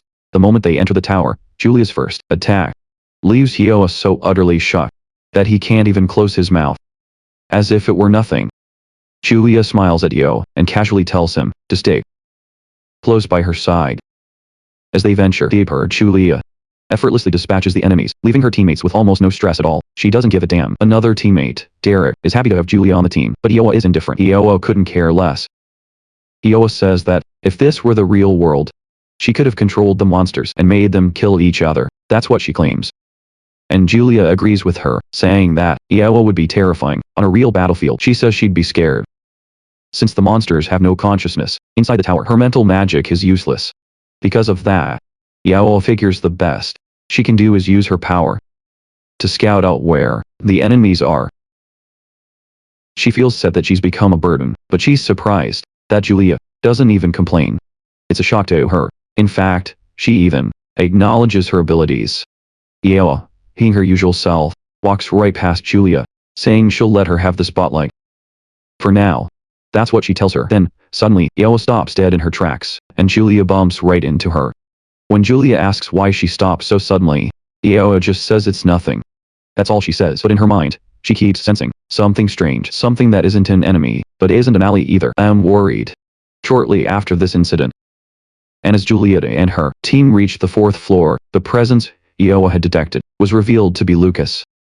When the announcement came on that 3 freshmen had reached the 4th floor, upon hearing the broadcast, the teachers were stunned. They began to praise Linda, but she insisted it was all thanks to the students, and tried to pass the credit on to them. And hearing this, Lucas agreed that Julia is amazing, all on her own. The magic dumbbell may have increased her magic power, but reaching the upper floors depends solely on her actual abilities. Because he believes in his sister's strength, Lucas decided not to interfere and to just watch. Inside the tower, Julia was charging through the enemies, when suddenly, before Ioa could even issue a warning, 2 enemies appeared behind her. Just before she was about to be struck, Derek appeared at the critical moment and incinerated them all. Derek then told Julia that she must be tired from everything she did on the 3rd floor. Offered to take care of the enemies, but even he almost had his head taken off by one of the monster's arrows. But he dodges, and in one move, incinerates them all. After dealing with them, he claims that he tries to grab them, but the women ignore him and just keep moving forward. And Ioa tells them that about 12 enemies at an incredible speed are moving in their direction. So they need to get going. Just as they are about to cross to the other side, the entrance is blocked by iron bars, and when they look back, a giant, pig-headed monster and its wolves are ready to tear them to shreds, staring them down. When they take a better look around, they realize they're surrounded by a group of pig-headed monsters and their underlings, the wolves. They realize this made the situation even worse, because they believe the iron gate behind them could only be opened by a metal mage. Yeah, but Ioa lets them know that there's another way. One of the monsters charged in, but Julia protected them with a lightning barrier, knocking the monster back. Then, Ioa reveals that metal melts at high temperatures, saying that escaping from here is all up to Derry. But despite Julia's barrier, the monsters kept on charging. After a while, Juliet started to feel the strain, but she kept holding on. Suddenly, she notices Ioa standing completely still, with her staff pressed to her head. And when Julia calls out her name, Ioa says, "There's no time to explain," but quickly tells her where the next enemies are going to appear. Hearing this, Julia immediately springs into action, hitting the monsters with a lethal electric attack before they can even get close. Meanwhile, Ioa continued to maintain her mental magic in order to find the monsters. Seeing how powerful and crazed the monsters were, Ioa realized that this 4th floor is no joke. After analyzing the situation, Ioa told Julia to take care of the ones on the right first, and Julia followed her instructions. But by this point, Julia was already running low on mana and was getting worried. She tells Ioa that for now, the best they can do is stop the giant from moving. So Ioa suggests they look for an opening and take down the wolf. Julia accepts that command and heads toward the wolf, and deep in her heart, Ioa was furious with herself for holding the team back while Julia was pushing herself to the absolute limit. She was furious. With powerful lightning, Julia defeated all the wolves, but only managed to restrain the giant. And with an angry smile, Julia asked Ioa if, once they got out, she could brag like a proper class president about how she protected their classmates. No content. No content, as always. Yao retorted that Julia was already getting full of herself. And at her words, Julia burst out laughing. And then, suddenly, a monster appeared right in front of them, no content, shocking them both. Ioa despaired at her own carelessness for not noticing that a new horde of monsters had appeared. No content. Before Ioa could even move, she was crushed by a monster, and she screamed at Julia to run. Realizing how dire the situation was, Direct barely managed to open a small gap for Julia to pass through. Julia shouted at Direct that they had to go together. But Direct told her it would be a problem if she used up all her magic on the second floor. The monsters grew even more ferocious, but this made Direct go all out. He yelled for Julia to go ahead, unleashing a massive firestorm. Finally, the defeated Direct collapsed, telling Ioa that he instinctively felt he had to protect Julia. He added that all things considered, he thought he did a pretty good job. Ioa, also trying to act tough, said he was just repaying the favor of Julia saving him. Ioa tells Direct that if the psychic mage hadn't been separated from the tower, he would have surpassed everyone else. Meanwhile, Botany was impressed by the team's firepower. That's because they had all split up into the perfect positions to cover each other's weaknesses. And as it turns out, Botany knew that there was still one of Lucas's clones left inside the tower. Lucas was busy trying to conquer the tower, and he was hot on his sister's heels. Meanwhile, Julia's Manhwa almost gone, so she was getting anxious, thinking she had to reach the safe zone as quickly as possible. Stealing her resolve, she charged through the hordes of enemies. Without a moment's hesitation, she unleashed lightning upon her foes. She was already completely exhausted, but she didn't want to let her comrades' sacrifices go to waste, so she kept pressing on. But just then, she felt something brush past her, and suddenly, her fatigue vanished. She didn't know it, but that was Lucas who had just passed her, and to help her, he had used the Hero's Roar. Basically, Hero's Roar boosts one's fighting spirit, and has the effect of reducing fatigue. Her defense and attack power also increased by 30% for about 10 minutes. And Lucas was confident that with this boost, Julia would be able to clear the 4th floor. He was sure of it. Once all the students finished their trials, the tower would close. So to explore the upper floors, he really had to hurry. That's what Lucas was thinking. A moment later, he arrived on the 5th floor, and that place was basically underwater. As he ventured a bit further in, he discovered a dangerous aquatic monster. And since his goal was to get to the higher floors, he decided that he had to avoid any unnecessary fights. After hiding from the monster, he created a clone and transformed it into a much more terrifying monster, which scared the other monsters away. And thanks to that, Lucas was able to smoothly make his way forward. 15 minutes later, Lucas was still pushing onward, and his younger brother was also giving it his all to advance. But 20 minutes later, and Julia finally reached Tab unsafe zone and let out a sigh of relief. At the same time, Lucas arrived on the 6th floor. The moment he stepped inside, he found himself in an empty space. Lucas was surprised to find no monsters at all on the 6th floor. Instead, a strange monument stood there all by itself. As Lucas got closer, he realized the monument was absorbing his fighting aura. He realized. Then, the monument reacted, and a golden light appeared around it, revealing the martial god's weapon. Meanwhile, Botany was impressed that Lucas had finally reached the 6th floor. And looking at the monument, Botany realized that it was the legendary martial god's legacy. However, the situation wasn't entirely good, because Julia was already reaching her limit. And the moment she's eliminated, Tame will get hurt as well. Then, as he gazed into the monument, Lucas suddenly saw a vision of the martial god, confronting a giant being, one that clearly symbolized evil. That evil being told the martial god, "Back then, you may have won, but we have spread our seeds all over the world, planted a form." The evil being swears to the martial god that even if it takes countless years, he will absolutely return. He guarantees it. The martial god, with his characteristic nonchalance, ignores what that punk is spouting, and unleashes his ultimate skill, evil authority of ruin, completely crushing his opponent. And then, finally, Lucas comes to his senses, feeling the sweat drip down his face. He wondered if he had just witnessed a battle from the martial god's past.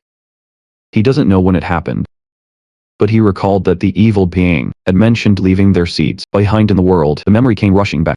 Lucas began to put the pieces together. He guessed that monsters like the minotaurs and zombies might actually be connected to that evil being. That was his hypothesis.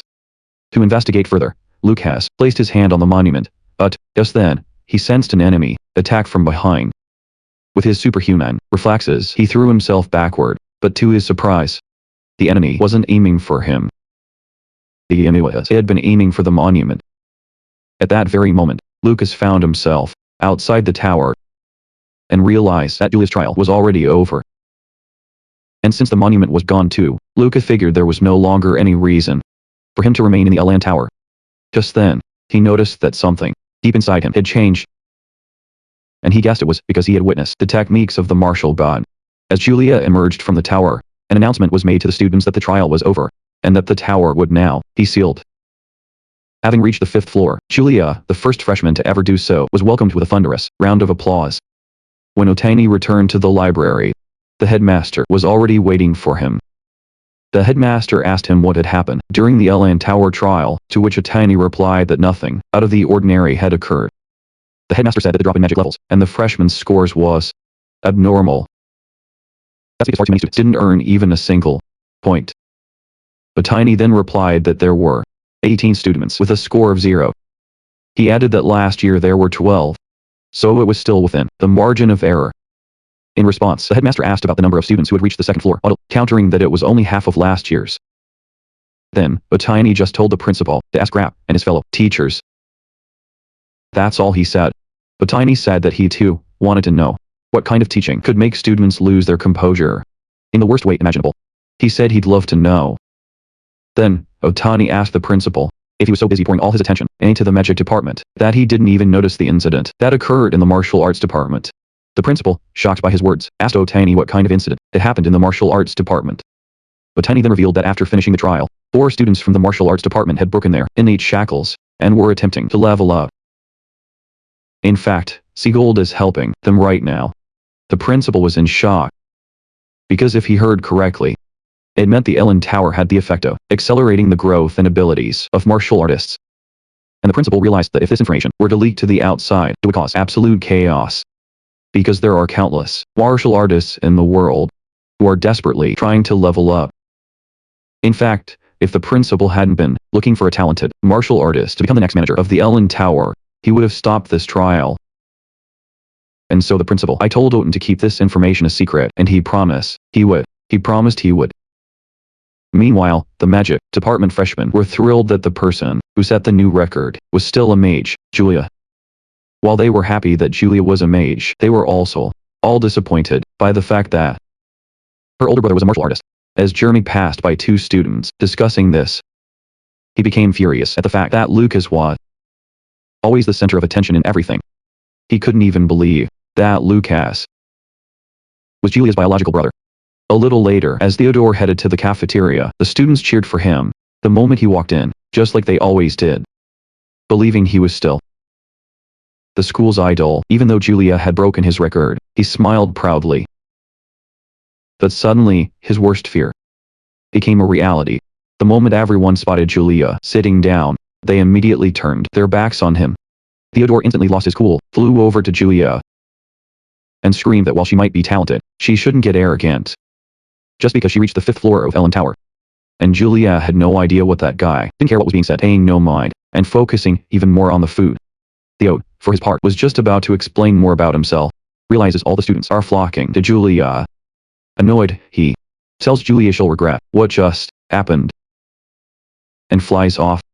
And Julia, completely bewildered, asks her brother what Theod's problem is. Lucas tells her not to worry, and to just keep eating.